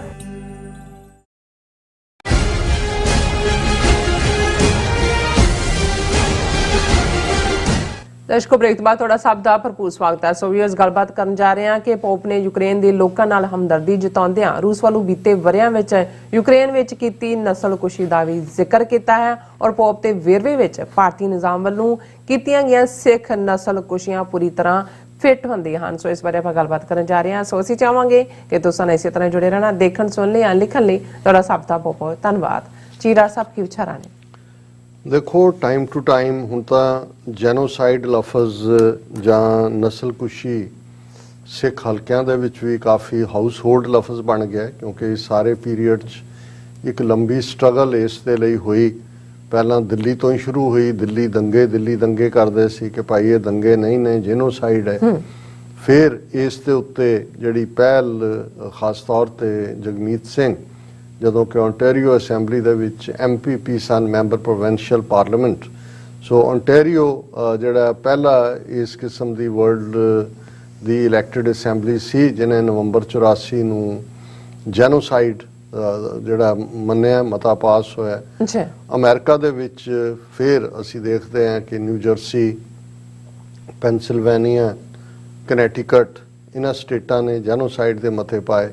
ਔਰ ਹੁਣ ਟੈਕਸਾਸ ਦੇ ਵਿੱਚ ਜਿਹਨਾਂ ਦੇ ਹਾਲਾਂ ਇਹ ਸਟੇਟਾਂ ਦੇ ਆਪੋ ਆਪਣੇ ਵੱਖਰੇ ਨਿਯਮ ਨੇ, ਇਹਨਾਂ 'ਚ ਜਿਵੇਂ ਨਿਊ ਜਰਸੀ ਜਾਂ ਕਨੈਟੀਕਟ ਤਾਂ ਪ੍ਰੋਪਰ ਰੈਜ਼ੋਲੂਸ਼ਨ ਉਸ ਢੰਗ ਨਾਲ ਹੀ ਮੂਵ ਹੁੰਦਾ ਹੈ ਜਿਹਦੇ 'ਚ ਕਿ ਅਸੈਂਬਲੀ ਪੂਰੀ ਤਰ੍ਹਾਂ ਵੋਟ ਕਰਦੀ ਹੈ ਜਿਵੇਂ ਕਿਸੇ ਹੋਰ ਮਤੇ ਨੂੰ। ਲੇਕਿਨ ਟੈਕਸਾਸ ਦੇ ਵਿੱਚ ਜਿਹੜੇ ਇੰਡੀਵਿਜੂਅਲ ਅਸੈਂਬਲੀਮੈਨ ਜਾਂ ਵੂਮਨ ਹੈ ਉਹਨਾਂ ਨੂੰ ਇੰਡੀਪੈਂਡੈਂਟਲੀ ਆਪਣੇ ਤੌਰ ਤੇ ਰੈਜ਼ੋਲੂਸ਼ਨ ਜਿਹੜਾ ਹੈ ਉਹ ਕਰਨ ਦਾ ਹੱਕ ਹੈ। ਉਹਨੂੰ ਰੈਜ਼ੋਲੂਸ਼ਨ ਹੀ ਕਿਹਾ ਜਾਂਦਾ ਔਰ ਉਹਨਾਂ ਦੇ ਰਿਕਾਰਡ ਦੇ ਵਿੱਚ ਬਰਾਬਰ ਉਵੇਂ ਹੀ ਕੋਟ ਕੀਤਾ ਜਾਂਦਾ। ਇਹ ਵੱਖਰੀ ਕਹਾਣੀ ਹੈ ਕਿ ਕੋਈ ਸ਼ਰਾਰਤੀ ਕਿਸਮ ਦੇ ਲੋਕ ਜਿਨ੍ਹਾਂ ਦੀ ਦਾਲ ਰੋਟੀ ਪਿੱਛੇ ਬੈਠਿਆਂ ਦੀ ਇਸ ਕਿਸਮ ਦੇ ਨਾ ਜ਼ਰੂਰੀ ਕੰਟਰੋਵਰਸੀਜ਼ 'ਚੋਂ ਚੱਲਦੀ ਹੈ, ਸਿਲੰਡਰ, ਨਿੰਦਿਆ, ਉਹਨਾਂ ਦਾ ਲੈਵਲ ਹੀ ਇਹ ਹੈ। ਉਹ ਹੀ ਸਾਰਿਆਂ ਨੂੰ ਨੈਗੇਟ ਕਰਨ ਦੀ ਕੋਸ਼ਿਸ਼ ਕਰ ਰਹੇ ਨੇ। ਜਿਹੜੀਆਂ ਇੱਥੇ ਪ੍ਰਾਪਤੀਆਂ ਨੇ ਉਹਨਾਂ ਨੂੰ ਬਾਹਰਲੇ ਸਿੱਖਾਂ ਦੀਆਂ, ਡਾਇਸਪੋਰਾ ਸਿੱਖਾਂ ਦੀਆਂ, ਉਹਨਾਂ ਦੇ ਉੱਤੇ ਸਵਾਲੀਆ ਨਿਸ਼ਾਨ ਚੁੱਕਦੇ ਨੇ। ਔਰ ਕੁਝ ਜਿਹੜੇ ਵੀਰ ਇੱਥੇ ਵੀ ਨੇ ਜਿਹੜੇ ਜਿਨ੍ਹਾਂ ਦਾ ਇੱਕ ਤਾਂ ਉਹ ਨੇ ਜਿਨ੍ਹਾਂ ਦੇ ਅੰਦਰ ਆਪਣਾ ਰਿਵੈਂਜ ਕੋਈ ਹੈ ਜਿਹੜਾ ਉਹ ਸੈਟਲ ਕਰਨਾ ਚਾਹੁੰਦੇ ਨੇ, ਤੇ ਕੁਝ ਜਿਹੜੇ ਉਹਨਾਂ ਨੇ ਅੱਗੇ ਕੀਤੇ ਹੋਏ ਨੇ ਉਹਨਾਂ ਨੂੰ ਸ਼ਾਇਦ ਇਹ ਪਤਾ ਹੀ ਨਹੀਂ ਹੈ ਕਿ ਉਹ ਕਿਵੇਂ ਗਰੁੱਪਬਾਜ਼ੀ ਦਾ ਸ਼ਿਕਾਰ ਹੋ ਰਹੇ ਨੇ। ਉਹਦੇ ਤੇ ਸਾਨੂੰ ਕਿਹਾ ਗਿਆ ਜੀ ਤੁਸੀਂ ਕਹੋ, ਮੈਂ ਕਿਹਾ ਜੀ ਇਸ ਜਦੋਂ ਕਿ ਤੁਹਾਨੂੰ ਉਹ ਜਿਵੇਂ ਸਰ ਕਪੂਰ ਸਿੰਘ ਹੋਰਾਂ ਨੇ ਇੱਕ ਥਾਂ ਕੋਟ ਕੀਤਾ ਕਿ ਜੇ ਕਿਸੇ ਦੀ ਤਨਖਾਹ ਇਸ ਗੱਲ ਤੇ ਡਿਪੈਂਡ ਕਰਦੀ ਹੋਏ ਕਿ ਉਹਨੇ ਉਸ ਗੱਲ ਨੂੰ ਨਹੀਂ ਸਮਝਣਾ ਤੇ ਤੁਸੀਂ ਉਹਨੂੰ ਸਮਝਾ ਨਹੀਂ ਸਕਦੇ। ਸੋ ਜਿਨ੍ਹਾਂ ਦੀ ਬ੍ਰੈਡ ਬਟਰ ਇਸ ਨਿੰਦਿਆ ਦੇ ਨਾਲ ਜੁੜੀ ਹੋਈ ਹੈ ਔਰ ਉਹਨਾਂ ਦੇ ਆਪਣੇ ਜਿਹੜੇ ਨੇ ਉਹ ਹਿੱਤ ਨੇ, ਉਹਨਾਂ ਨੂੰ ਤੁਸੀਂ ਕੋਈ ਆਰਗੂ ਕਰਨਾ ਜਾਂ ਈਵਨ ਉਸ ਦੇ ਬਾਰੇ ਕੋਈ ਬਹਿਸ ਮੁਬੈਸਾ ਵੀ ਉਹ ਕੋਈ ਮਤਲਬ ਨਹੀਂ ਰੱਖਦਾ। ਪਰ ਮੈਂ ਇਹ ਗੱਲ ਵੀ ਨਾ ਕਰਦਾ ਜੇ ਜੈਨੋਸਾਈਡ ਅੱਜ ਪੋਪ ਦੀ ਸਟੇਟਮੈਂਟ ਜਿਹੜੀ ਉਹਨੇ ਸਟਾਲਿਨ ਦੇ ਹਵਾਲੇ ਨਾਲ ਦਿੱਤੀ, ਪਰ ਮੈਂ ਇਹ ਕਹਿਣਾ ਚਾਹੁੰਦਾ ਕਿ ਵੀ ਜਦੋਂ ਹੁਣ ਵੀ ਜਿਹੜਾ ਸਾਡਾ ਇੱਕ ਵੱਡਾ ਤਬਕਾ ਜਦੋਂ ਨਸਲਕੁਸ਼ੀ ਲਫ਼ਜ਼ ਆਉਂਦਾ ਹੈ, ਹਾਲਾਂਕਿ ਇਸ ਦੇ ਲਈ ਸਾਡੀ ਆਪਣੀ ਰਵਾਇਤ ਦੇ ਵਿੱਚ ਲਫ਼ਜ਼ ਘੱਲੂਘਾਰ ਹੈ। ਅਸੀਂ 18ਵੀਂ ਸਦੀ ਦੇ ਵਿੱਚ ਮੈਸਿਵ ਔਰ ਉਹਨੂੰ ਇਨ ਜਨਰਲ ਜਿਹੜਾ ਹੁੰਦਾ ਹੈ ਕਿ ਵੀ ਇਸ ਕਿਸਮ ਦਾ ਕਤਲੇਆਮ ਜਿਹਦੇ 'ਚ ਔਰਤਾਂ, ਬੱਚੇ, ਬਜ਼ੁਰਗ ਸਾਰੇ ਹੀ ਮਾਰੇ ਜਾਣ, ਇੱਕ ਸੈਲੈਕਟਿਵ ਇਹ ਹੁੰਦਾ ਜਿਹਨੂੰ ਇੰਡੀਅਨ ਆਰਮੀ ਨੇ ਜਦੋਂ ਪੰਜਾਬ ਨੂੰ ਆਕੂਪਾਈ ਕੀਤਾ ਔਰ ਪੰਜਾਬ 'ਚ ਨੌਜਵਾਨੀ ਦਾ ਘਾਣ ਕੀਤਾ ਚੁਣ ਕੇ, ਔਰ ਜਿਵੇਂ ਉਹਨਾਂ ਦੇ ਇੱਕ ਬ੍ਰਿਗੇਡੀਅਰ ਨੇ 30-35 ਪਿੰਡਾਂ ਦੇ ਸਰਪੰਚਾਂ ਪੰਚਾਂ ਨੂੰ ਇਕੱਠੇ ਕਰਕੇ ਕਿਹਾ ਸੀ ਕਿ ਅਸੀਂ ਤੁਹਾਡੇ ਸਾਰੇ ਮੇਲ ਮੈਂਬਰ ਮਾਰ ਦਿਆਂਗੇ, ਔਰਤਾਂ ਤੁਹਾਡੀਆਂ ਨੂੰ ਅਸੀਂ ਆਰਮੀ ਕੰਟੋਨਮੈਂਟ 'ਚ ਰੱਖਾਂਗੇ ਔਰ ਉਹ ਨਵੀਂ ਨਸਲ ਪੈਦਾ ਕਰਾਂਗੇ ਜਿਹੜੀ ਭਾਰਤ ਨੂੰ ਲਾਇਲ ਹੋਏ। ਸੋ ਇੱਕ ਇਸ ਲੈਵਲ ਦਾ ਜਿਹੜਾ ਸਿਲੈਕਟਿਵ ਤਰੀਕੇ ਦੇ ਨਾਲ ਉਹ ਅਸੀਂ ਜਿਹੜੇ ਹਮਲਾਵਰ ਜਾਂ ਪਿਛਲੇ ਪੀਰੀਅਡ ਦੇ ਸੀ ਜਿਹੜੇ ਕਿ ਮਰਦਾਂ ਨੂੰ ਮਾਰ ਦਿੰਦੇ ਸੀ ਜਾਂ ਗੁਲਾਮ ਬਣਾ ਕੇ ਲੈ ਜਾਂਦੇ ਸੀ, ਔਰਤਾਂ ਨੂੰ ਚੁੱਕ ਕੇ ਲੈ ਜਾਂਦੇ ਸੀ, ਉਹਨਾਂ ਨੂੰ ਨਿਲਾਮ ਕਰਦੇ ਸੀ, ਔਰ ਉਸ ਕਿਸਮ ਦਾ ਜਿਹੜਾ ਹੈ ਉਹ ਪੀਰੀਅਡ ਰਿਹਾ। ਇੱਕ ਹੁਣ ਜਦੋਂ ਅੱਜ ਔਰ ਜ਼ਾਹਰ ਹੈ ਕਿ ਯੂਨਾਈਟਿਡ ਨੇਸ਼ਨਸ ਦਾ ਇਸ ਦੇ ਉੱਤੇ ਸਪੈਸ਼ਲ ਇੱਕ ਆਪਣਾ ਰਿਪੋਰਟਰ ਹੈ ਜੈਨੋਸਾਈਡ ਦੇ ਉੱਤੇ, ਔਰ ਡਾਕਟਰ ਆਈ.ਕੇ. ਚੀਮਾ ਜਿਨ੍ਹਾਂ ਨੂੰ ਇਸ ਕਿਸਮ ਦੇ ਜਿਹੜੇ ਬਕਵਾਸ ਕਰਨ ਵਾਲੇ ਟਾਕ ਸ਼ੋਅ ਦੇ ਉੱਤੇ ਬੈਠੇ ਲੋਕ ਨੇ ਉਹ ਇੱਕ ਛੁਟਿਆਣ ਦੀ ਕੋਸ਼ਿਸ਼ ਕਰਦੇ ਨੇ। ਉਹ ਉਸ ਜਿਹੜਾ ਜੈਨੋਸਾਈਡ ਦਾ ਹੈ ਡਿਪਾਰਟਮੈਂਟ ਉਸ ਦੇ ਐਡਵਾਈਜ਼ਰ ਨੇ ਆਫੀਸ਼ੀਅਲੀ। ਸੋ ਉਹਨਾਂ ਦੀ ਕਹੀ ਹੋਈ ਕੋਈ ਵੀ ਗੱਲ ਜਿਹੜੀ ਹੈ ਉਹ ਉਹਦਾ ਇੱਕ ਕਾਨੂੰਨੀ ਰੁਤਬਾ ਹੈ, ਕਿਉਂਕਿ ਜੇ ਉਹ ਕੋਈ ਵੀ ਗੱਲ ਜਿਹੜੀ ਹੈ ਉਹ ਹਿਸਟੋਰੀਕਲ ਗਰਾਊਂਡਸ ਤੋਂ ਬਿਨਾਂ ਜਾਂ ਲੈਜਿਸਲੇਚਰ ਗਰਾਊਂਡ ਤੋਂ ਬਿਨਾਂ ਕਰਨਗੇ ਤਾਂ ਉਹਨਾਂ ਦਾ ਆਪਣਾ ਜਿਹੜਾ ਹੈ ਉਹ ਸਟੇਟਸ ਨਹੀਂ ਰਹੇਗਾ ਉੱਥੇ ਜੋ ਉਹਨਾਂ ਨੂੰ ਜਿਹੜਾ ਉਹ ਹਾਸਲ ਹੈ ਜੋ ਹੁਣ ਇਸ ਸਾਰੇ ਕੰਟੈਕਸਟ ਦੇ ਵਿੱਚ ਇਹ ਵੀ ਗੱਲ ਦੇਖਣ ਵਾਲੀ ਹੈ ਕਿ ਜੈਨੋਸਾਈਡ ਸਿਰਫ ਫਿਜ਼ੀਕਲੀ ਨਹੀਂ ਹੁੰਦਾ, ਇਕਨੋਮਿਕਲ ਜੈਨੋਸਾਈਡ ਵੀ ਹੁੰਦਾ ਹੈ। ਤੁਸੀਂ ਆਰਥਿਕ ਸਾਧਨ ਖੋਹ ਲੈਂਦੇ ਹੋ, ਉਹਨਾਂ ਦਾ ਜ਼ਮੀਨਾਂ ਖੋਹ ਲੈਂਦੇ ਹੋ, ਜਿਵੇਂ ਇੱਥੇ ਨੇਟਿਵਸ ਦੇ ਨਾਲ ਕੀਤਾ, ਸਾਡੇ ਨਾਲ ਹੋਣ ਜਾ ਰਿਹਾ ਸੀ ਜਿਹੜੇ 3 ਖੇਤੀ ਕਾਨੂੰਨ ਸੀ, ਇਹ ਇਕਨੋਮਿਕਲ ਜੈਨੋਸਾਈਡ ਹੈ। ਤੁਹਾਨੂੰ ਤੁਹਾਡੀ ਪ੍ਰੋਡਿਊਸ ਦਾ ਮੁੱਲ ਨਾ ਦੇਣਾ, ਤੁਹਾਨੂੰ ਉਸ ਪਾਸੇ ਕਣਕ ਝੋਨਾ ਬੀਜਣ ਦੇ ਉੱਤੇ ਝੋਨਾ ਲਾ ਦਿੱਤਾ ਹੈ, ਲੇਕਿਨ ਉਹਦੀ ਐਕਸਪਲੋਇਟੇਸ਼ਨ ਹੈ, ਕੰਟਰੋਲ ਉਹਨਾਂ ਦੇ ਕੋਲ, ਮਿਨੀਮਮ ਸਪੋਰਟ ਪ੍ਰਾਈਸ ਦੂਜਾ, ਤੁਹਾਡੇ ਕੋਲ ਵਪਾਰਕ ਹੱਕ ਹੀ ਨਹੀਂ ਨੇ ਕਿ ਵੀ ਤੁਸੀਂ ਆਪਣੀ ਕਣਕ ਆਪਣਾ ਸੌਦਾ, ਇੱਕ ਵਪਾਰੀ ਜਿਹੜਾ ਇੱਕ ਕਾਰਖਾਨੇਦਾਰ ਲੁਧਿਆਣੇ ਦਾ ਉਹ ਆਪਣੀ ਚੀਜ਼ ਜਿੱਥੇ ਮਰਜ਼ੀ ਮਾਰਕੀਟ ਕਰ ਸਕਦਾ ਹੈ, ਭੇਜ ਸਕਦਾ ਹੈ। ਪੰਜਾਬ ਦਾ ਕਿਸਾਨ ਕਿਉਂ ਨਹੀਂ ਆਪਣੀ ਕਣਕ ਔਰ ਆਪਣੀਆਂ ਚੀਜ਼ਾਂ ਜਿਹੜੀਆਂ ਨੇ ਉਹ ਫਰੂਟ ਔਰ ਦੂਜੇ ਕਿਤੇ ਵੀ ਜਾ ਕੇ ਵੇਚ ਕਿਉਂਕਿ ਇਹ ਇਕਨੋਮਿਕਲ ਜੈਨੋਸਾਈਡ ਦੇ ਥੱਲੇ ਤੁਹਾਡੇ ਹੱਕਾਂ ਤੇ ਫਿਰ ਹਿਸਟੋਰੀਕਲ ਅੱਛਾ ਕਿ ਕਿਵੇਂ ਹਿਸਟਰੀ ਤੋਂ ਲਿਖ ਹੀ ਰਹੇ ਨੇ, ਜਿਵੇਂ ਜੂਨ 84 ਦੇ ਹਮਲੇ ਦੇ ਵੇਲੇ ਉਹ ਸਾਡਾ ਸਾਰਾ ਸਿੱਖ ਰੈਫਰੈਂਸ ਲਾਇਬ੍ਰੇਰੀ ਆਰਕਾਈਵਸ ਨੂੰ ਲੁੱਟ ਕੇ ਲੈ ਗਏ, ਤੁਹਾਡੀ ਹਿਸਟਰੀ ਡਿਸਟਰੋਏ ਕਰ ਦੇਣਾ। ਔਰ ਇਸੇ ਹਵਾਲੇ ਦੇ ਨਾਲ ਕਿਵੇਂ ਸਮਾਜਿਕ ਤੌਰ ਦੇ ਉੱਤੇ ਕਿਸ ਕਿਸਮ ਦਾ ਕਨਫਿਊਜ਼ਨ ਦੁਬਿਧਾ ਇਹ ਸਾਰਾ। ਬਿਲਕੁਲ। ਹੁਣ ਹਾਲਾਂਕਿ ਪੋਪ ਜਿਹੜਾ ਆਲਮੋਸਟ 1.5 ਬਿਲੀਅਨ ਦੁਨੀਆ ਦੇ ਵਿੱਚ ਕੈਥੋਲਿਕ ਨੇ, ਉਹਨਾਂ ਦਾ ਹੈੱਡ ਹੈ, ਉਹ ਬਹੁਤ ਵਾਰ ਕਿਸੇ ਹਕੂਮਤ ਦੇ ਖਿਲਾਫ ਜਾਂ ਗਵਰਨਮੈਂਟ ਦੇ ਖਿਲਾਫ ਬਿਆਨਬਾਜ਼ੀ ਨਹੀਂ ਕਰਦੇ। ਪੋਪ ਦਾ ਹੈੱਡਕੁਆਟਰ ਵੈਟੀਕਨ ਹੈ, ਵੈਟੀਕਨ ਇਟਲੀ ਦੇ ਵਿੱਚ ਹੈ, ਔਰ ਵੈਟੀਕਨ ਦੀਆਂ ਆਪਣੀਆਂ ਐਮਬੈਸੀਆਂ ਦੁਨੀਆ 'ਚ 130 ਦੇ ਕਰੀਬ ਮੁਲਕਾਂ ਦੇ ਵਿੱਚ ਨੇ। ਵੈਟੀਕਨ ਦਾ ਆਪਣਾ ਰਿਪਰੈਜ਼ੈਂਟੇਟਿਵ UN ਦੇ ਵਿੱਚ ਜਿਹੜਾ ਹੈ ਉਹ ਹੈ, ਉਹਨਾਂ ਦੀ ਐਮਬੈਸੀ ਮੈਂ ਇੱਕ ਵਾਰੀ ਵਿਜ਼ਿਟ ਵੀ ਕੀਤਾ, ਉਹਨਾਂ ਨੂੰ ਜਿਹੜਾ ਕੁਝ ਮੈਮੋ ਦਿੱਤਾ ਸੀ ਪੰਜਾਬ ਦੇ ਹਵਾਲੇ ਨਾਲ।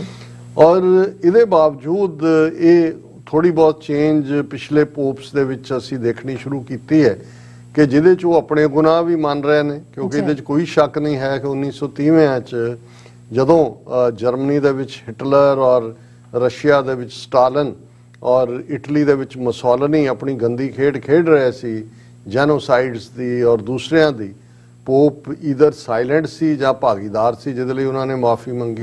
ਹੁਣੇ ਹੀ ਪੋਪ ਇੱਥੋਂ ਜਾਂਦੇ ਆ ਕੈਨੇਡਾ 'ਚੋਂ ਮਾਫੀ ਮੰਗ ਕੇ ਗਿਆ ਕਿ ਜਿਵੇਂ ਉਹ ਖੁਦ ਕੈਥੋਲਿਕ ਚਰਚ ਨੇ ਜਿਹੜੇ ਜ਼ੁਲਮ ਕੀਤੇ ਕੈਨੇਡੀਅਨ ਨੇਟਿਵਸ ਦੇ ਉੱਤੇ, ਕਿ ਉਹਨਾਂ ਦੇ ਬੱਚਿਆਂ ਨੂੰ ਚੁੱਕ ਕੇ ਆਪਣੀਆਂ ਇੰਸਟੀਟਿਊਸ਼ਨ 'ਚ ਰੱਖ ਕੇ ਕਿਵੇਂ ਉਹਨਾਂ ਨੂੰ ਮਾਰ ਕੇ ਉਹਨਾਂ ਦੀਆਂ ਕਬਰਾਂ ਵੀ ਬਣਾਈਆਂ ਜੇ ਉਹਨਾਂ ਨੂੰ ਲੱਗਾ ਕਿ ਵੀ ਬਿਮਾਰ ਨੇ ਜਾਂ ਦੂਜੇ। ਸੋ ਇਸ ਜਿਵੇਂ ਉਹ ਕਿਹਾ ਜਾਂਦਾ ਹੈ ਕਿ ਵੀ ਇਹ ਸਭ ਦੇ ਹੱਥ ਜਿਹੜੇ ਨੇ ਖੂਨ ਨਾਲ ਰੰਗੇ ਹੋਏ ਨੇ, ਪਾਕੀਜ਼ਗੀ ਕਿਸੇ 'ਚ ਨਹੀਂ ਹੈ। ਪਰ ਕਈ ਵਾਰ ਕੁਝ ਚੀਜ਼ਾਂ ਤੁਸੀਂ ਆਪਣੀ ਕੌਮ ਨੂੰ ਥੋੜੀ ਬਹੁਤ ਇਸ ਬਾਰੇ ਜਾਣਕਾਰੀ ਦੇਣ ਦੇ ਲਈ ਇਹਨਾਂ ਸਾਰਿਆਂ ਦਾ ਮੈਂ ਜ਼ਿਕਰ ਜ਼ਰੂਰ ਕਰਦਾ ਕਿ ਜੈਨੋਸਾਈਡ ਇਹ ਨਹੀਂ ਹੈ ਕਿ ਜੋ ਹੁਣ ਹੋ ਰਿਹਾ ਅੱਜ ਹੈ, ਪਾਸਟ ਜੋ ਹੋਇਆ ਉਹਨੂੰ ਵੀ ਰੈਕਗਨਾਈਜ਼ ਕਰਵਾਉਣਾ।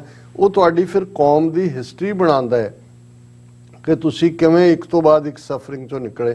ਔਰ ਹੁਣ ਕਿਉਂਕਿ ਰੂਸ ਨੇ ਫਿਰ ਯੂਕਰੇਨ ਦੇ ਉੱਤੇ ਸਟ੍ਰਾਈਕ ਕੀਤਾ ਹੈ, ਅਗੇਨ ਉਹਨਾਂ ਦੀ ਪਾਵਰ ਆਫ ਕਰਤੀ ਹੈ, ਸਿਵਿਲੀਅਨ ਅਟੈਕ ਹੋ ਰਹੇ ਨੇ। ਪਰ ਇੱਕ ਦਿਨ ਜਿਹਨੂੰ ਯੂਕਰੇਨ ਦੇ ਲੋਕ ਅੱਜ ਤੱਕ ਵੀ ਮਨਾਉਂਦੇ ਨੇ, 1932-33 ਦੇ ਵਿੱਚ ਸਟਾਲਿਨ ਜਦੋਂ ਰਸ਼ੀਆ ਦੇ ਵਿੱਚ ਕਰਤਾ ਧਰਤਾ ਸੀ, ਡਿਕਟੇਟਰ ਸੀ, ਜ਼ਾਹਰ ਹੈ ਰਸ਼ੀਅਨ ਜਿਹੜਾ ਕਮਿਊਨਿਜ਼ਮ ਵਾਲਿਆਂ ਨੇ ਟੇਕ ਓਵਰ 1917 'ਚ ਕੀਤਾ। ਲੈਨਿਨ ਮਰ ਗਿਆ 3-4 ਸਾਲ ਬਾਅਦ, ਫਿਰ ਸਟਾਲਿਨ ਪਾਵਰ ਦੇ ਵਿੱਚ ਆਇਆ। ਸਟਾਲਿਨ ਹਿਟਲਰ ਦਾ ਵੀ ਯਾਰ ਸੀ ਔਰ ਇਹ ਆਪਸੀ ਇਹਨਾਂ ਦੇ ਸਮਝੌਤੇ ਵੀ ਹੁੰਦੇ ਰਹੇ। ਤਾਂ 1940 'ਚ ਜਾ ਕੇ ਸਟਾਲਿਨ ਔਰ ਹਿਟਲਰ ਵਿਗੜੇ, ਅਦਰਵਾਈਜ਼ ਉਸੇ ਸਮਝੌਤੇ ਦੇ ਤਹਿਤ ਜਿਹੜੀਆਂ 3 ਬਾਲਟਿਕ ਸਟੇਟਾਂ ਸੀ, ਲਿਥੁਆਨੀਆ, ਲਾਤਵੀਆ, ਐਸਟੋਨੀਆ, ਉਹ ਇਹਨੇ ਆਕੂਪਾਈ ਕੀਤੀਆਂ ਸੀ ਰਸ਼ੀਆ ਨੇ, ਸੋਵੀਅਤ ਯੂਨੀਅਨ ਨੇ। ਇਸੇ ਤਰ੍ਹਾਂ ਪੋਲੈਂਡ ਆਕੂਪਾਈ ਕੀਤਾ ਸੀ ਸੋਵੀਅਤ ਯੂਨੀਅਨ ਨੇ। ਸੋ ਉਸ ਹਿਸਟਰੀ 'ਚ ਨਾ ਵੀ ਜਾਈਏ ਤਾਂ 1932-33 ਦੇ ਵਿੱਚ ਯੂਕਰੇਨ, ਜਿਸ ਦੇ ਉੱਤੇ ਰਸ਼ੀਅਨ ਐਮਪਾਇਰ, ਜਿਵੇਂ ਅਸੀਂ ਸਕਾਟਲੈਂਡ ਦੀ ਗੱਲ ਕੀਤੀ ਕਿ 300 ਸਾਲ ਪਹਿਲਾਂ ਤੱਕ ਉਹ ਲੜਦੇ ਰਹੇ, ਫਿਰ ਉਹਨਾਂ ਨੇ ਇੱਕ ਆਲਮੋਸਟ ਸਰੈਂਡਰ ਹੀ ਕਰ ਦਿੱਤਾ ਤੇ ਉਹਨਾਂ ਦਾ ਯੂਨਾਈਟਿਡ ਕਿੰਗਡਮ ਹੀ ਤਾਂ ਬਣਿਆ, ਉਹਨਾਂ ਦਾ ਉਹ ਹਿੱਸਾ ਬਣ ਗਏ। ਸੋ ਯੂਕਰੇਨੀਅਨ ਬਗਾਵਤ 1932 ਦੇ ਵਿੱਚ ਹੋ ਰਹੀ ਸੀ ਆਪਣੀ ਆਜ਼ਾਦੀ ਦੇ ਲਈ, ਜਿਹੜੀ ਮੱਚ ਮੋਰ ਬੜੀ ਔਰ ਉਹਨਾਂ ਨੇ ਜ਼ਰੂਰੀ ਨਹੀਂ ਹੁੰਦਾ ਵੀ ਤੁਸੀਂ ਸਾਰਿਆਂ ਨੂੰ ਇਕੱਠੇ ਕਰਕੇ ਬੰਬ ਨਾਲ ਮਾਰਨਾ ਹੈ ਜਾਂ ਝੂਠੇ ਪੁਲਿਸ ਮੁਕਾਬਲਿਆਂ 'ਚ ਮਾਰਨਾ ਹੈ। ਆਰਟੀਫਿਸ਼ੀਅਲ ਫੇਮਿਨ, ਹੁਣ ਯੂਕਰੇਨੀਅਨ ਇੱਕ ਦਿਨ ਜਿਹਨੂੰ ਡੇ ਆਫ ਮੈਮਰੀ ਕਹਿੰਦੇ ਨੇ, ਔਰ ਐਵਰੀ 4th ਸੈਚਰਡੇ ਆਫ ਨਵੰਬਰ, ਹਰ ਚੌਥਾ ਸੈਚਰਡੇ ਨਵੰਬਰ ਦਾ ਮਨਾਉਂਦੇ ਨੇ। ਔਰ ਇਹ 1932-33 ਦੇ ਉਸ ਪੀਰੀਅਡ ਨੂੰ ਯਾਦ ਕਰਦੇ ਨੇ ਜਦੋਂ ਕਿ ਸਟਾਲਿਨ ਨੇ ਕਣਕ ਦੀ ਔਰ ਦੂਜੀ ਸਪਲਾਈ, ਜਿੱਥੇ ਯੂਕਰੇਨ 'ਚ ਖੁਦ ਵੀਟ ਔਰ ਦੂਜਾ ਹੁੰਦਾ, ਉਹ ਬੰਦ ਕਰਕੇ ਬਾਕੀ ਫੌਜ ਨੂੰ ਭੇਜਣ ਦੇ ਨਾਂ ਥੱਲੇ ਅਕਾਲ, ਜਿਹਨੂੰ ਅਸੀਂ ਕਹਿੰਦੇ ਆ ਫੈਮਿਨ, ਪੈਦਾ ਕੀਤਾ ਔਰ ਲੱਖਾਂ ਯੂਕਰੇਨੀਅਨ ਭੁੱਖ ਦੇ ਨਾਲ ਮਰ ਗਏ ਸੀ। ਹਾਲਾਂਕਿ ਇਹੀ ਇਲਜ਼ਾਮ ਬ੍ਰਿਟਿਸ਼ ਤੇ ਵੀ ਲੱਗਦਾ ਹੈ ਕਿ 1940 'ਚ ਜਦੋਂ ਸੈਕੰਡ ਵਰਲਡ ਵਾਰ ਚੱਲ ਰਹੀ ਸੀ, ਉਦੋਂ ਜਿਹੜਾ ਲੱਖਾਂ ਬੰਗਾਲੀਆਂ ਨੂੰ ਭੁੱਖੇ ਜਿਹੜਾ ਮਾਰਿਆ ਗਿਆ, ਉਹ ਇਸ ਦਾ ਕਿ ਜੀ ਕਣਕ ਅਸੀਂ ਫੌਜ ਨੂੰ ਭੇਜਣੀ ਹੈ। ਔਰ ਇਹ ਕਿਹਾ ਜਾਂਦਾ ਹੈ ਕਿ ਵੀ ਉਹ ਵੀ ਉਹਨਾਂ ਦਾ ਔਰ ਮੈਂ ਸਮਝਦਾ ਵੀ ਇਹ ਕਲੋਨੀਅਲ ਜਿਹੜੇ ਨੇ, ਇਹ ਵੀ ਜੋ ਵੀ ਚਾਹਣ ਇਹ ਕਰ ਸਕਦੇ, ਇਹਨਾਂ ਨੇ ਜ਼ਰੂਰ ਕੀਤਾ ਹੋਏਗਾ, ਲੇਕਿਨ ਗੱਲ ਅਸੀਂ ਉਸ ਹਵਾਲੇ ਨਾਲ ਕਰ ਰਹੇ ਹਾਂ। ਹੁਣ ਪੋਪ ਇਸ ਦਿਨ ਨੂੰ ਯਾਦ ਕਰ ਰਿਹਾ ਹੈ ਕਿ ਭਾਈ 90 ਸਾਲ ਪਹਿਲਾਂ ਜੋ ਰੂਸ ਨੇ ਕੀਤਾ ਸੀ ਯੂਕਰੇਨੀਅਨਸ ਦੇ ਨਾਲ, ਉਹਨਾਂ ਦੀ ਫੂਡ ਸਪਲਾਈ, ਉਹ ਜੈਨੋਸਾਈਡ ਸੀ। ਅੱਛਾ ਹੁਣ 90 ਸਾਲ ਬਾਅਦ ਪੋਪ ਮੰਨ ਰਿਹਾ, ਯੂਕਰੇਨੀਅਨ ਤਾਂ ਮੰਨਦਾ ਹੀ ਨਹੀਂ, ਔਰ ਦੁਨੀਆ ਦੇ 16 ਮੁਲਕ ਨੇ ਪਹਿਲਾਂ ਤੋਂ ਜਿਹੜੇ ਉਸ 1932-33 ਵਾਲਾ ਜਿਹੜਾ ਫੇਮਿਨ ਸੀ ਯੂਕਰੇਨ 'ਚ, ਉਹਨੂੰ ਜੈਨੋਸਾਈਡ ਮੰਨਦੇ ਨੇ।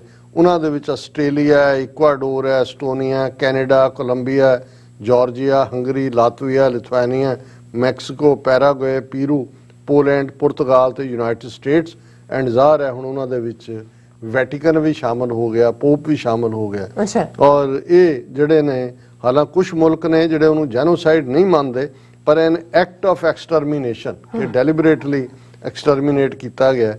ਉਹਨਾਂ ਦੇ ਵਿੱਚ ਅਰਜਨਟੀਨਾ, ਚਿਲੀ ਔਰ ਸਪੇਨ ਉਹ ਕੰਡੈਮ ਕਰਦੇ ਨੇ, ਔਰ ਉਹਨੂੰ ਕਹਿੰਦੇ ਨੇ ਕਿ ਬਈ ਇੱਕ ਸੋਚੀ ਸਮਝੀ ਸਾਜ਼ਿਸ਼ ਦੇ ਤਹਿਤ ਯੂਕਰੇਨੀਅਨਸ ਨੂੰ ਮਾਰਿਆ ਗਿਆ। ਸੋ ਐਕਸਟਰਮੀਨੇਸ਼ਨ, ਐਥਨਿਕ ਕਲੀਨਜ਼ਿੰਗ, ਜੈਨੋਸਾਈਡ, ਹੋਲੋਕਾਸਟ, ਘੱਲੂਘਾਰਾ, ਇਹਨਾਂ 'ਚ ਕੋਈ ਬਹੁਤਾ ਫਰਕ ਨਹੀਂ ਹੈ। ਮੈਂ 19-20 ਦਾ ਡਿਫਾਈਨ ਕਰਨ 'ਚ ਕੋਈ ਕਰ ਲੇ। ਔਰ ਇਸ ਦੇ ਵਿੱਚ ਜਿਹੜਾ ਅਸੀਂ ਇਹ ਸਮਝਦੇ ਹਾਂ ਕਿ ਇਸ ਗੱਲ ਨੇ ਇਹ ਸਾਬਤ ਕੀਤਾ ਹੈ ਕਿ ਜਿਹੜਾ ਜਦੋਂ ਅਸੀਂ ਜੈਨੋਸਾਈਡ ਦੀ ਗੱਲ ਕਰਦੇ ਹਾਂ, ਉਹ ਮੀਅਰ ਇਹੀ ਨਹੀਂ ਹੁੰਦਾ ਕਿ ਜੀ ਫੌਜ ਨੇ ਕਬਜ਼ਾ ਕਰ ਲਿਆ ਔਰ ਉਹਨੇ ਬੰਦੇ ਮਾਰਤੇ ਤੇ ਉਹਨਾਂ ਦਾ ਕਰਤਾ। ਸੋ ਜੇ ਹੁਣ ਇਸ ਹਵਾਲੇ ਨਾਲ ਅਸੀਂ ਦੇਖੀਏ ਤਾਂ ਫਿਰ ਕਿੰਨੇ ਜੈਨੋਸਾਈਡ ਸਾਡੇ ਉੱਤੇ ਭਰਪਾ ਹੁੰਦੇ ਨੇ, ਸਾਰੀ ਕਲਾਸ। ਅੱਛਾ ਕਿ ਫਿਜ਼ੀਕਲੀ ਤਾਂ ਉਹਨਾਂ ਨੇ ਸਾਡਾ 1.5 ਲੱਖ ਤੋਂ ਜ਼ਿਆਦਾ ਨੌਜਵਾਨ ਮਾਰਿਆ। ਇਕਨੋਮਿਕਲੀ ਅਸੀਂ ਗੱਲ ਕੀਤੀ, ਪੰਜਾਬ ਨੂੰ ਇਸ ਕਦਰ ਘਸਿਆਰੇ ਬਣਾ ਦਿੱਤਾ ਹੈ ਕਿ 47 ਤੋਂ ਬਾਅਦ ਜਿਹੜੀ ਪੰਜਾਬ ਦੀ ਨੰਬਰ 1 ਸਟੇਟ ਸੀ, ਅੱਜ ਅਸੀਂ 15ਵੇਂ 16ਵੇਂ ਨੰਬਰ ਤੇ ਆ ਇਕਨੋਮਿਕਲ ਪ੍ਰੋਗਰੈਸ। ਤੁਹਾਡੇ ਸਾਧਨ ਖੋਹ ਕੇ ਉਹ ਜੰਮੂ, ਜਿਹੜਾ ਹਰਿਆਣੇ ਨੂੰ, ਰਾਜਸਥਾਨ ਨੂੰ, ਹਿਮਾਚਲ ਨੂੰ ਤੁਹਾਡਾ ਪਾਣੀ ਲੁੱਟ ਲਿਆ। ਤਾਂ ਬਾਕੀਆਂ ਦਾ ਹਿਮਾਚਲ ਦੇ ਵਿੱਚ ਜਿਹੜਾ ਇੰਡਸਟਰੀ ਦੇ ਉੱਤੇ ਕੋਈ ਟੈਕਸ ਨਹੀਂ ਹੈ, ਪੰਜਾਬ ਦੀ ਇੰਡਸਟਰੀ ਉਜਾੜ ਕੇ ਉਧਰ ਭੇਜ। ਸੋ ਇਕਨੋਮਿਕਲੀ ਵੀ ਸਾਨੂੰ ਕੀਤਾ। ਉਹ ਫਸਲਾਂ ਬੀਜਣ ਤੇ ਮਜਬੂਰ ਕੀਤਾ, ਲਿਆ ਕੇ ਆਪਣੀਆਂ, ਜਿਹਦੇ ਥੱਲੇ ਤੁਹਾਡਾ ਪਾਣੀ ਉਹ 300 ਫੁੱਟ ਥੱਲੇ ਚਲਾ ਗਿਆ ਹੈ। ਖਾਦਾਂ ਦਾ ਇਸ ਕਿਸਮ ਦੀ ਵਰਤੋਂ ਕਿ ਭਾਈ ਉਹ ਸਾਰਾ ਤੁਹਾਡੀ ਜਿਹੜੀ ਹੈ ਇਰੀਗੇਸ਼ਨ ਲੈਂਡ ਵੀ ਪੋਇਜ਼ਨਸ ਹੈ, ਤੁਸੀਂ ਜੋ ਪੈਦਾ ਕਰ ਰਹੇ ਹੋ। ਪਿੱਛੇ ਜੇ ਨੇਪਾਲ ਨੇ ਜਿਹੜੀਆਂ ਪੰਜਾਬ ਦੀਆਂ ਸਬਜ਼ੀਆਂ ਰਿਜੈਕਟ ਕੀਤੀਆਂ, ਉਹਦੇ ਬਿਮਾਰੀਆਂ ਫੈਲੀਆਂ ਕਿਉਂਕਿ ਉਹ ਜੋ ਪੈਦਾ ਕਰਾ ਰਹੇ ਨੇ ਉੱਥੇ ਉਹਨਾਂ ਤੋਂ। ਸੋ ਅਸੀਂ ਇਹ ਸਮਝਦੇ ਹਾਂ ਕਿ ਵੀ ਇਸ ਗੱਲ ਬਾਰੇ ਸਾਨੂੰ ਜਾਗਰੂਕ ਹੋਣ ਦੀ ਲੋੜ ਹੈ ਕਿ ਅਸੀਂ ਜਦੋਂ ਕੌਮਾਂ ਦੇ ਜੈਨੋਸਾਈਡ ਹੁੰਦੇ ਨੇ, ਉਦੋਂ ਉਹਨਾਂ ਦਾ ਫਿਰ ਆਪਣੀ ਆਜ਼ਾਦੀ ਦੇ ਹੱਕ ਦੀ ਜਿਹੜੀ ਐਡਵੋਕੇਸੀ ਹੈ ਉਹ ਵੀ ਮਜ਼ਬੂਤ। ਬਿਲਕੁਲ ਸਰ, ਤੁਹਾਡਾ ਬਹੁਤ ਬਹੁਤ ਸ਼ੁਕਰੀਆ। ਸਵਾਗਤ ਹੈ ਬ੍ਰੇਕ। ਵਿਊਅਰਸ ਹੈ ਤਾਂ ਸਾਨੂੰ ਇਸੇ ਤਰ੍ਹਾਂ ਹੀ ਬਣੇ ਰਹਿਣਾ। ਮਿਲਦੇ ਹਾਂ ਛੋਟੇ ਜਿਹੇ ਬ੍ਰੇਕ ਤੋਂ ਬਾਅਦ।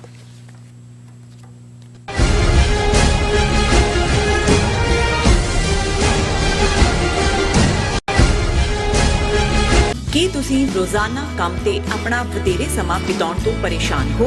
ਆਪਣੀ ਪੂੰਜੀ ਨੂੰ ਕੰਮ ਤੇ ਲਗਾਓ, ਸਾਡੇ ਨਾਲ ਇਨਵੈਸਟ ਕਰੋ। ਅਸੀਂ ਤੁਹਾਡੀ ਪੂੰਜੀ ਤੋਂ ਤੁਹਾਡੇ ਲਈ ਵਧੇਰੇ ਪੈਸੇ ਬਣਾ ਸਕਦੇ ਹਾਂ। ਅਸੀਂ ਪ੍ਰਾਈਵੇਟ ਇਕੁਇਟੀ ਇਨਵੈਸਟਮੈਂਟ ਫਰਮ ਹਾਂ ਤੇ ਕਮਰਸ਼ੀਅਲ ਰੀਅਲ ਏਸਟੇਟ ਵਿੱਚ ਮਾਹਿਰ ਹਾਂ। Property management, leasing, asset management, commercial real estate investment ਵਿੱਚ ਸਾਰੀਆਂ ਸੇਵਾਵਾਂ ਲਈ ਅਮਰੀਕਾ ਭਰ ਵਿੱਚੋਂ ਤੁਸੀਂ ਸਾਡੇ ਤੱਕ ਪਹੁੰਚ ਕਰ ਸਕਦੇ ਹੋ। ਆਜ਼ਾਦ ਕਮਰਸ਼ੀਅਲ ਰੀਅਲਟੀ ਸਰਵਿਸਿਜ਼ ਤੇ Azad Family Trust, 701 North Post Oak Road, suite number 204, Houston, Texas. ਤੁਸੀਂ ਸਾਨੂੰ ਸਾਡੇ ਫੋਨ ਨੰਬਰ 7136861277 ਤੇ ਵੀ ਸੰਪਰਕ ਕਰ ਸਕਦੇ ਹੋ। Azad Commercial realty.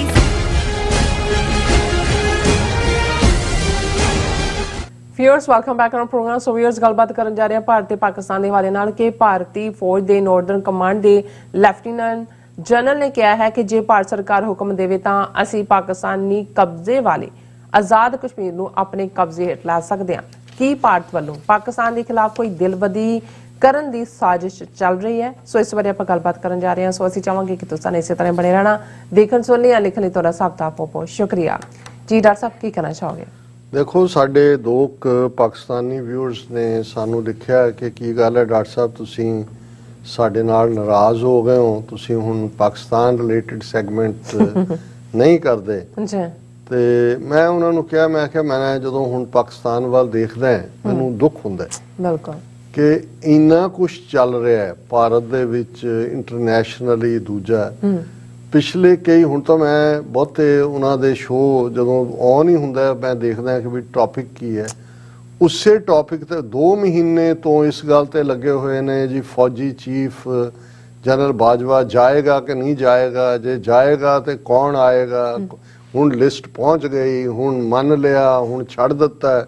ਹੁਣ ਇਵੇਂ ਜਿਵੇਂ ਸਾਰੇ ਮੁਲਕ ਨੂੰ ਉਹਨਾਂ ਦੇ ਸਾਰੇ ਮੀਡੀਏ ਉਹਨਾਂ ਨੂੰ ਹੋਰ ਕੋਈ ਕੰਮ ਹੀ ਨਹੀਂ ਹੈ, ਇਸੇ ਗੱਲ ਦੇ ਉੱਤੇ ਹੀ ਹੈ ਕਿ ਜੀ ਕੀ ਹੈ। ਔਰ ਉਸ ਤੋਂ ਪਹਿਲਾਂ ਜ਼ਾਹਰ ਹੈ ਕਿ ਅਫਸੋਸਨਾਕ ਵਾਕਿਆ ਜਿਵੇਂ ਇਮਰਾਨ ਖਾਨ ਉਹਨਾਂ ਦਾ ਲੌਂਗ ਮਾਰਚ ਔਰ ਉਹਦੇ 'ਚ ਵਾਪਰੀ ਵਾਇਲੈਂਸ ਔਰ ਉਸ ਸਾਰੇ ਦੇ ਥੱਲੇ ਜਦੋਂ ਤੁਸੀਂ ਆਪਣੇ ਭੈਣਾਂ ਭਰਾਵਾਂ ਨੂੰ ਦੋਨੋਂ ਥਾਵਾਂ ਦੇ ਉੱਤੇ ਦੇਖਦੇ ਹੋ ਖੜੇ ਔਰ ਤੁਹਾਨੂੰ ਲੱਗਦਾ ਹੈ ਕਿ ਵੀ ਇਹ ਜਦੋਂ ਕਿ ਤੁਹਾਡੀ ਹੋਣੀ ਡੈਸਟਨੀ ਤੁਹਾਡਾ ਪ੍ਰੈਜ਼ੈਂਟ ਆਲਾ ਦੁਆਲਾ ਆਲਮੋਸਟ ਡਿਫਾਲਟ ਦੇ ਕੰਢੇ ਤੋਂ ਮੁਲਕ ਮੁੜਿਆ ਵਾਪਸ ਔਰ ਕੋਈ ਇਸ ਕਿਸਮ ਦੀ ਕੋਈ ਗੱਲ ਨਜ਼ਰ ਨਹੀਂ ਆ ਰਹੀ ਕਿ ਭਾਈ ਮੁਲਕ ਦੇ ਜਿਹੜੇ ਵੱਡੇ ਵੱਡੇ ਦਾਨਿਸ਼ਵਰ ਨੇ ਸਿਆਣੇ ਨੇ ਸਿਆਸਤਦਾਨਾਂ ਨੂੰ ਤਾਂ ਮੈਂ ਗਿਣਦਾ ਨਹੀਂ ਸਿਆਣਿਆਂ ਚੋਂ ਤਾਂ ਜਿਸ ਲੈਵਲ ਤੇ ਡਿੱਗੇ ਹੋਏ ਨੇ ਕਿ ਕਿਵੇਂ ਮੁਲਕ ਦੀ ਕੋਈ ਤਕਦੀਰ ਸਵਾਰਨੀ ਹੈ।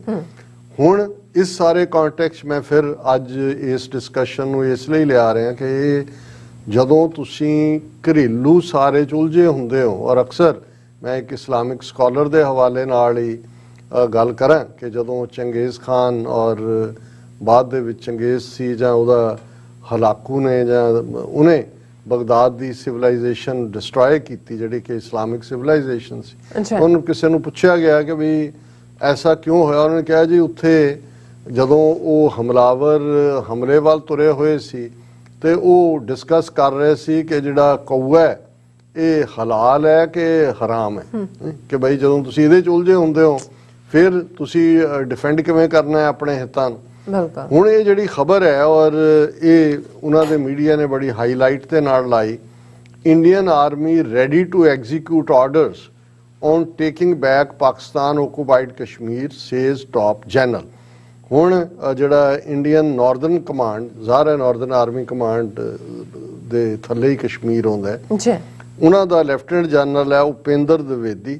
ਉਹਨੇ ਕੱਲ ਇੱਕ ਬਿਆਨ ਦੇ ਵਿੱਚ ਕਿਹਾ ਕਿ ਵੀ ਸਾਨੂੰ ਸਿਰਫ ਆਰਡਰ ਚਾਹੀਦਾ ਹੈ, ਅਸੀਂ ਤਾਂ ਪਾਕਿਸਤਾਨ ਆਕੂਪਾਈਡ ਕਸ਼ਮੀਰ ਮਤਲਬ ਆਜ਼ਾਦ ਕਸ਼ਮੀਰ ਜਦੋਂ ਚਾਹੀਏ ਅਸੀਂ ਲੈ ਸਕਦੇ ਹਾਂ, ਅਸੀਂ ਸਾਡੇ ਕੋਲ ਬਿਲਕੁਲ ਅਸੀਂ ਤਿਆਰ ਬੈਠੇ ਹਾਂ। As for as the Indian army is concerned it will carry out any order given by the government of India. Whenever such orders are given, we will always be ready for it. ਹੁਣ ਇਹ out of the blue ਬਿਆਨ ਨਹੀਂ ਆਇਆ, ਉਸ ਤੋਂ ਪਹਿਲਾਂ defence minister Rajnath Singh ਦਾ ਇਹ statement ਸੀ ਨਵੀਂ ਦਿੱਲੀ 'ਚ ਖਲੋ ਕੇ, he resolved to take back Pakistan occupied Kashmir, saying all refugees would get their land and homes back.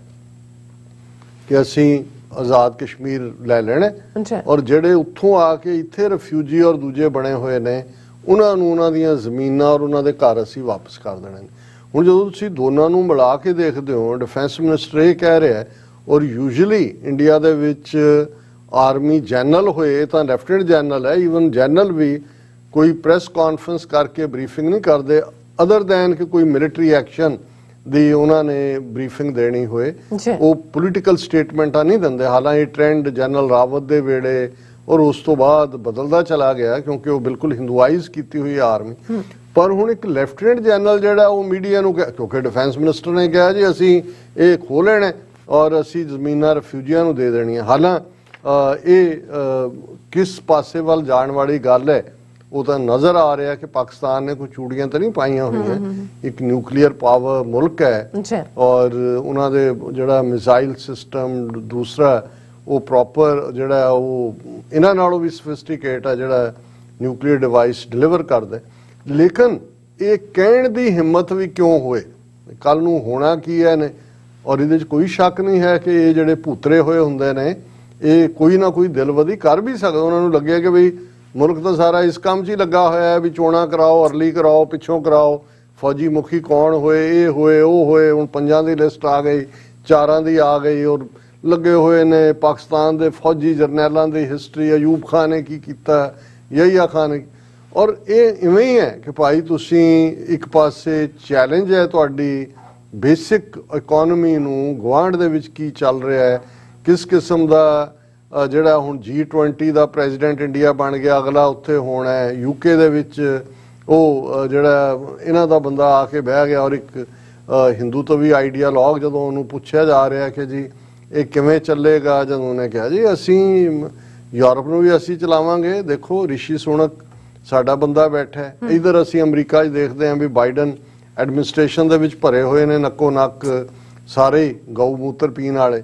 ਹੁਣ ਤੁਸੀਂ ਜਦੋਂ ਇਸ ਕੰਟੈਕਸਟ ਦੇਖਦੇ ਹੋ ਪਾਕਿਸਤਾਨ 'ਚ ਤਾਂ ਮੱਚ ਮੋਰ ਇਹ ਤਾਂ ਇਸ਼ੂ ਹੀ ਨਹੀਂ ਹੋਣੇ ਚਾਹੀਦੇ ਜਿਹੜੇ ਤੁਹਾਡੇ ਪਬਲਿਕ ਡੋਮੇਨ 'ਚ ਡਿਸਕਸ ਹੋਣ, ਲੇਕਿਨ ਉਹ ਪੂਰਾ ਆਪਣਾ ਖਲਾਰਾ ਪਾਉਣ ਦੇ ਵਿੱਚ ਪਾਕਿਸਤਾਨੀ ਜਰਨਲਿਸਟ ਜਿਹੜੇ ਨੇ ਉਹਨਾਂ ਨੇ ਵੀ ਕੋਈ ਕਸਰ ਨਹੀਂ ਛੱਡੀ ਹੋਈ। ਜੀ ਰਾਜ ਸਾਹਿਬ ਤੁਹਾਡਾ ਬਹੁਤ ਬਹੁਤ ਧੰਨਵਾਦ। ਸਾਥ ਲੈਣੇ ਬ੍ਰੇਕ ਵਿਊਅਰਸ ਤੁਸੀਂ ਕਿਤੇ ਨਹੀਂ ਜਾਣਾ, ਮਿਲਦੇ ਹਾਂ after this short break.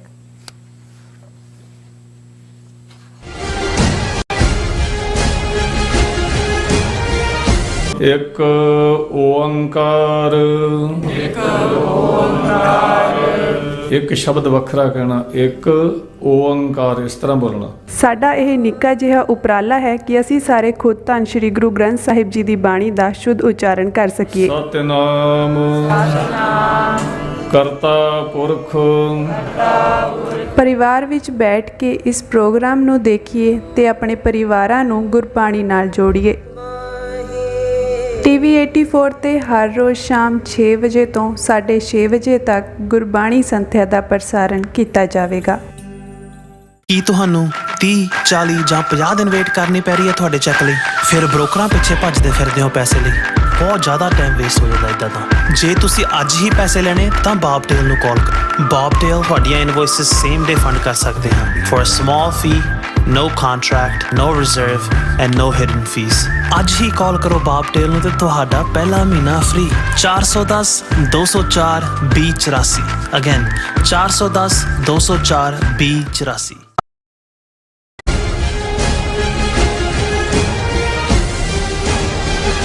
ਦਰਸ਼ਕੋ break ਤੋਂ ਬਾਅਦ ਤੁਹਾਡਾ ਸਭ ਦਾ ਭਰਪੂਰ ਸਵਾਗਤ ਹੈ। ਸੋ ਵਿਊਅਰਸ ਆਉਣ ਵਾਲੇ ਸੈਕਸ਼ਨ ਵਿੱਚ ਗੱਲਬਾਤ ਕਰਾਂਗੇ ਪੰਜਾਬ ਦੇ ਹਵਾਲੇ ਨਾਲ ਕਿ ਪੰਜਾਬ ਦੇ ਡਾਇਰੈਕਟਰ ਜਨਰਲ ਪੁਲਿਸ ਦਾ ਕਹਿਣਾ ਹੈ ਕਿ ਹਥਿਆਰਾਂ ਦੇ ਲਾਇਸੈਂਸਾਂ ਦੀ ਵੈਰੀਫਿਕੇਸ਼ਨ ਦੌਰਾਨ ਬਹੁਤ ਸਾਰੇ ਜਾਲੀ ਐਡਰੈਸ ਮਿਲੇ ਹਨ।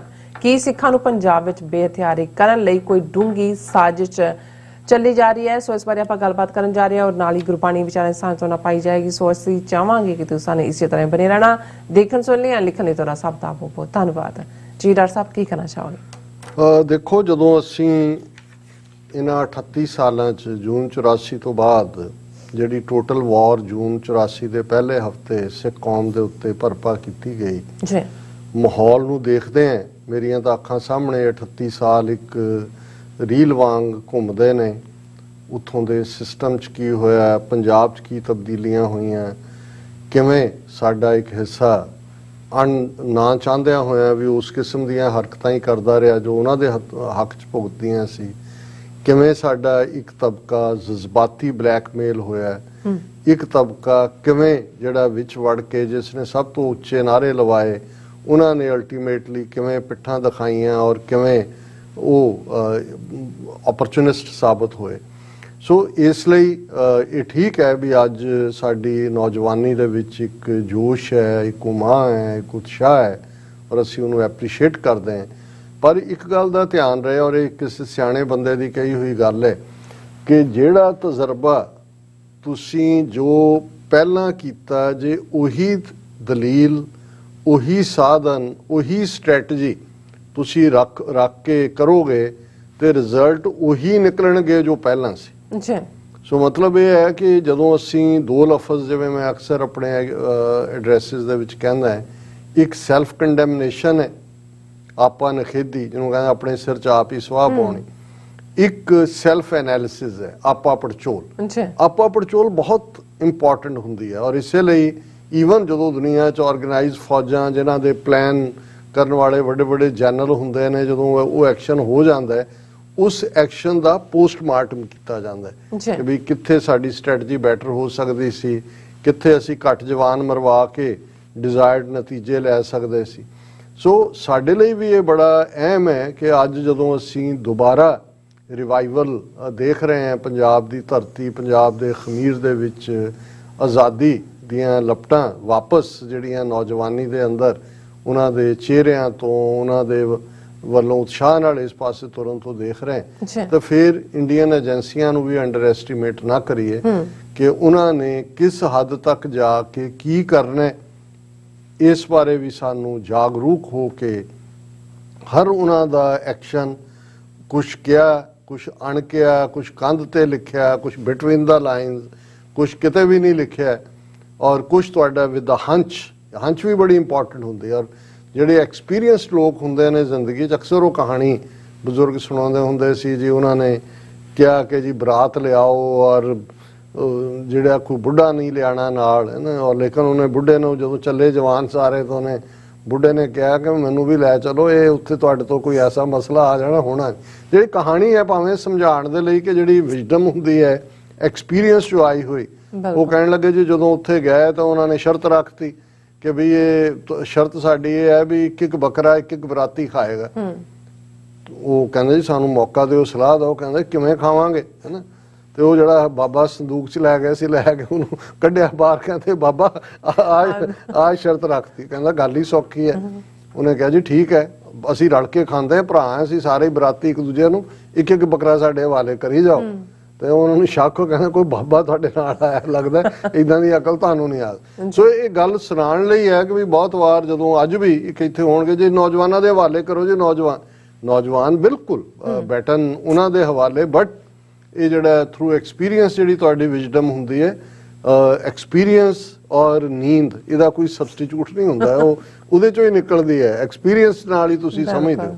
ਹੁਣ ਇਹ ਗੱਲ ਮੈਂ ਇਸ ਲਈ ਕਹਿ ਰਿਹਾ ਕਿ ਵੀ ਜਦੋਂ ਪਿਛਲੇ ਦਿਨਾਂ 'ਚ ਇਹ ਭਗਵੰਤ ਮਾਨ ਨੇ ਆਊਟ ਆਫ ਦਾ ਬਲੂ ਇਹ ਆਰਡਰ ਕੀਤਾ ਕਿ ਜੀ ਪੰਜਾਬ ਦੇ ਵਿੱਚ ਅਸੀਂ ਅਗਲੇ 3 ਮਹੀਨਿਆਂ ਦੇ ਵਿੱਚ ਜਿਹੜਾ ਹੈ ਉਹ ਜਿੰਨੇ ਆਰਮਡ ਲਾਇਸੈਂਸ ਦਿੱਤੇ ਹੋਏ ਨੇ ਉਹ ਵੈਰੀਫਾਈ ਕਰਾਂਗੇ, ਉਦੋਂ ਵੀ ਸਾਡਾ ਮੱਥਾ ਠਣਕਿਆ ਔਰ ਅਸੀਂ ਇਹ ਕਿਹਾ ਕਿ ਵੀ ਇਹ ਪੰਜਾਬ ਨੂੰ ਇਨ ਜਨਰਲ ਔਰ ਸਿੱਖਾਂ ਨੂੰ ਇਨ ਪਾਰਟਿਕੂਲਰ ਡੀ ਵੈਪਨਾਈਜ਼ ਕਰਨ ਦੇ ਇਹਦੇ ਚੋਂ ਮੁਸ਼ਕ ਆ ਰਹੀ ਹੈ। ਫਿਰ ਦੂਜਾ ਆਰਡਰ ਆ ਗਿਆ ਕਿ ਜੀ ਕੋਈ ਵੀ ਸੋਸ਼ਲ ਮੀਡੀਆ ਦੇ ਉੱਤੇ ਜੇ ਹਥਿਆਰਾਂ ਦਾ, ਹਾਂ ਪਬਲਿਕ ਪਲੇਸ ਆਰਡਰ ਅਸੀਂ ਡਿਸਕਸ ਵੀ ਕੀਤਾ ਚੀਫ ਸੈਕਟਰੀ ਦਾ, ਕਿ ਜੀ ਈਵਨ ਧਾਰਮਿਕ ਥਾਵਾਂ ਦੇ ਉੱਤੇ ਵੀ ਤੁਸੀਂ ਜਿਹੜਾ ਹਥਿਆਰਾਂ ਨੂੰ ਡਿਸਪਲੇ ਨਹੀਂ ਕਰ ਸਕਦੇ। ਫਿਰ ਆ ਗਿਆ ਜੀ ਸੋਸ਼ਲ ਮੀਡੀਆ ਤੇ ਵੀ ਨਹੀਂ ਕਰ ਸਕਦੇ। ਹੁਣ ਤੁਸੀਂ ਮੀਡੀਆ ਤੇ ਜਾ ਕੇ ਦੇਖੋ, ਆਲਰੇਡੀ ਵੀ ਉਹ ਪਿਕਚਰ ਦਿਖਾਈ ਹੈ ਕਿ ਨਰਿੰਦਰ ਮੋਦੀ ਜਿਹੜਾ ਖੁਦ ਲੈ ਕੇ ਗਨ ਜਿਹੜਾ ਉਹ ਡਿਸਪਲੇ ਕਰ ਰਿਹਾ। ਕਿੰਨੀਆਂ ਪਿਕਚਰਸ ਨੇ ਸਾਰੀਆਂ, ਲੇਕਿਨ ਉੱਥੇ ਕੇਸ ਰਜਿਸਟਰ ਕਰਨੇ ਸ਼ੁਰੂ ਕਰਤੇ ਹੇਟ ਸਪੀਚ ਦੇ ਨਾਂ ਥੱਲੇ ਵੀ। ਲੇਕਿਨ ਅੱਜ ਜਦੋਂ ਮੈਂ ਇਹ ਪੰਜਾਬ ਦੇ ਡਾਇਰੈਕਟਰ ਜਨਰਲ ਪੁਲਿਸ ਗੌਰਵ ਯਾਦਵ ਦੀ ਪ੍ਰੈਸ ਕਾਨਫਰੰਸ ਦੇਖੀ ਔਰ ਉਹਦੀ ਸ਼ਬਦਾਵਲੀ ਤੋਂ ਮੈਨੂੰ ਅੰਦਾਜ਼ਾ ਹੋਇਆ ਕਿ ਜਿਹੜੀ ਸਾਡੀ ਪਹਿਲੀ ਹੰਚ ਸੀ ਉਹ ਬਿਲਕੁਲ ਠੀਕ ਹੈ। ਔਰ ਹੈਡਲਾਈਨ ਹੈ, ਆਰਮਸ ਲਾਇਸੈਂਸ ਵੈਰੀਫਿਕੇਸ਼ਨ ਰਿਵੀਲਸ ਮੈਨੀ weapons issued on basis of fake addresses says Punjab DGP।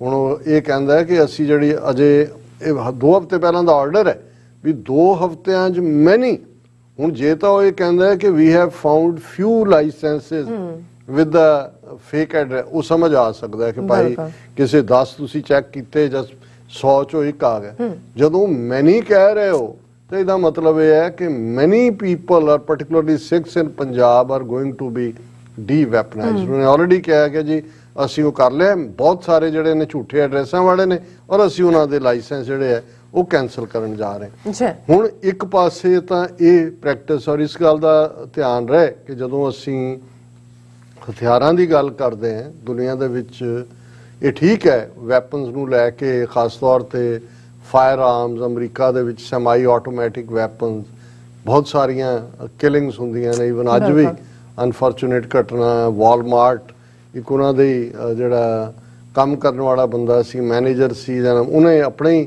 Staff ਦੇ 6 ਬੰਦੇ ਭੁੰਨ ਦਿੱਤੇ ਵਰਜੀਨੀਆ ਦੇ ਵਿੱਚ, ਚੈਸਾ ਪਿਕੇ ਕੀ ਟਾਊਨ ਦਾ ਨਾਂ ਹੈ, ਉਹਦੇ 'ਚ ਵਾਪਰਿਆ। ਔਰ ਇਸ ਕਿਸਮ ਦੀਆਂ ਸੈਂਕੜੇ ਘਟਨਾਵਾਂ ਵਾਪਰਦੀਆਂ ਨੇ। ਲੇਕਿਨ ਅਮਰੀਕਾ ਦੇ ਵਿੱਚ ਇਹਦੇ ਬਾਵਜੂਦ ਸੈਕੰਡ ਅਮੈਂਡਮੈਂਟ ਜਿਹੜੀ ਕਨਸਟੀਟਿਊਸ਼ਨ ਦੀ ਐਗਜ਼ਿਸਟ ਕਰਦੀ ਹੈ, ਰਾਈਟ ਟੂ ਕੀਪ ਵੈਪਨਸ ਔਰ ਵੇਅਰ ਵੈਪਨਸ, ਹੁਣ ਉਹ ਇਸ ਕਰਕੇ ਹੈ ਕਿ ਭਾਈ ਜਦੋਂ ਤੁਹਾਡੀ ਸਟੇਟ ਦੇ ਵਿੱਚ ਲਾਲੈਸਨੈਸ ਹੁੰਦੀ ਹੈ, ਕੱਲ ਨੂੰ ਕੋਈ ਈਵਨ ਹਮਲਾਵਰ ਵੀ ਹੁੰਦਾ ਤੇ ਹਰ ਸਿਟੀਜ਼ਨ ਨੂੰ ਜੇ ਇਹ ਲੱਗੇ ਕਿ ਸਟੇਟ ਉਹਨੂੰ ਸਿਕਿਉਰਿਟੀ ਸੇਫਟੀ ਸ਼ਾਇਦ ਮੁਹੱਈਆ ਨਾ ਕਰਵਾ ਸਕੇ ਤਾਂ ਉਹਦਾ ਹੱਕ ਹੈ ਕਿ ਉਹ ਵੈਪਨਸ ਨਾਲ ਆਪਣੇ ਆਪ ਨੂੰ ਡਿਫੈਂਡ ਕਰੇ। ਇਹੀ ਸੈਕੰਡ ਅਮੈਂਡਮੈਂਟ ਦੀ। ਔਰ ਕਿਉਂਕਿ ਇੱਥੋਂ ਦੇ ਮਿਲੀਸ਼ੀਆ ਦਾ ਇੱਕ ਵੱਡਾ ਰੋਲ ਹੈ ਜਦੋਂ ਰੈਵੋਲੂਸ਼ਨਰੀ ਵਾਰ ਅਗੇਂਸਟ ਦਾ ਬ੍ਰਿਟਿਸ਼ ਕਲੋਨੀਅਲਸ ਹੋਈ, ਜਿਹਦੇ ਚੋਂ ਇਹ ਫਿਰ ਰਾਈਟ ਟੂ ਕੀਪ ਵੈਪਨਸ ਆਇਆ। ਔਰ ਮੈਂ ਕੁਦਰਤੀ ਅੱਜ ਦੇਖ ਰਿਹਾ ਸੀ, BBC ਦੀ ਸਟੋਰੀ ਸੀ ਕਿ ਵੀ ਕਿੰਨੀਆਂ ਅਮਰੀਕਾ ਦੇ ਵਿੱਚ ਗਨਸ ਨੇ ਔਰ 10 ਦੁਨੀਆ ਦੀਆਂ ਸਿਵਲ ਸੁਸਾਇਟੀਜ਼ ਜਿਨ੍ਹਾਂ ਕੋਲ ਕਿੰਨੀਆਂ ਹੈ। ਔਰ ਉਹਦੇ 'ਚ ਉਹਨਾਂ ਨੇ ਕਿਹਾ ਕਿ ਵੀ ਇਹ ਜਿਹੜਾ ਦਾ US ਰੇਸ਼ੋ ਆਫ 120.5 ਫਾਇਰ ਆਰਮ ਪਰ 100 ਰੈਜ਼ੀਡੈਂਟਸ। ਅਮਰੀਕਾ ਦੇ ਵਿੱਚ ਜੇ 100 ਜਿਹੜੇ ਨੇ ਵਛਿੰਦੇ ਨੇ ਅਮਰੀਕਾ ਦੇ, ਤੇ ਉਹਨਾਂ ਕੋਲ ਐਵਰੇਜ 120.5 ਹਥਿਆਰ ਨੇ, ਯਾਨੀ ਹਰ ਇੱਕ ਦੇ ਕੋਲ ਹੈ ਔਰ ਜ਼ਿਆਦਾ। ਇਹ ਸਿਰਫ ਜਿਹੜੀਆਂ Swiss made small arm service Swiss based leading research project 'ਚੋਂ ਆਇਆ। ਹੁਣ ਯਮਨ ਤੁਸੀਂ ਅੱਜ ਵੀ ਦੇਖੋ, ਯਮਨ ਔਰ ਸਾਊਦੀ ਅਰੇਬੀਆ ਦਾ ਟਕਰਾਅ ਚੱਲ ਰਿਹਾ ਹੈ, ਈਰਾਨ ਦਾ ਵੀ ਉਹਦੇ 'ਚ ਰੋਲ ਹੈ।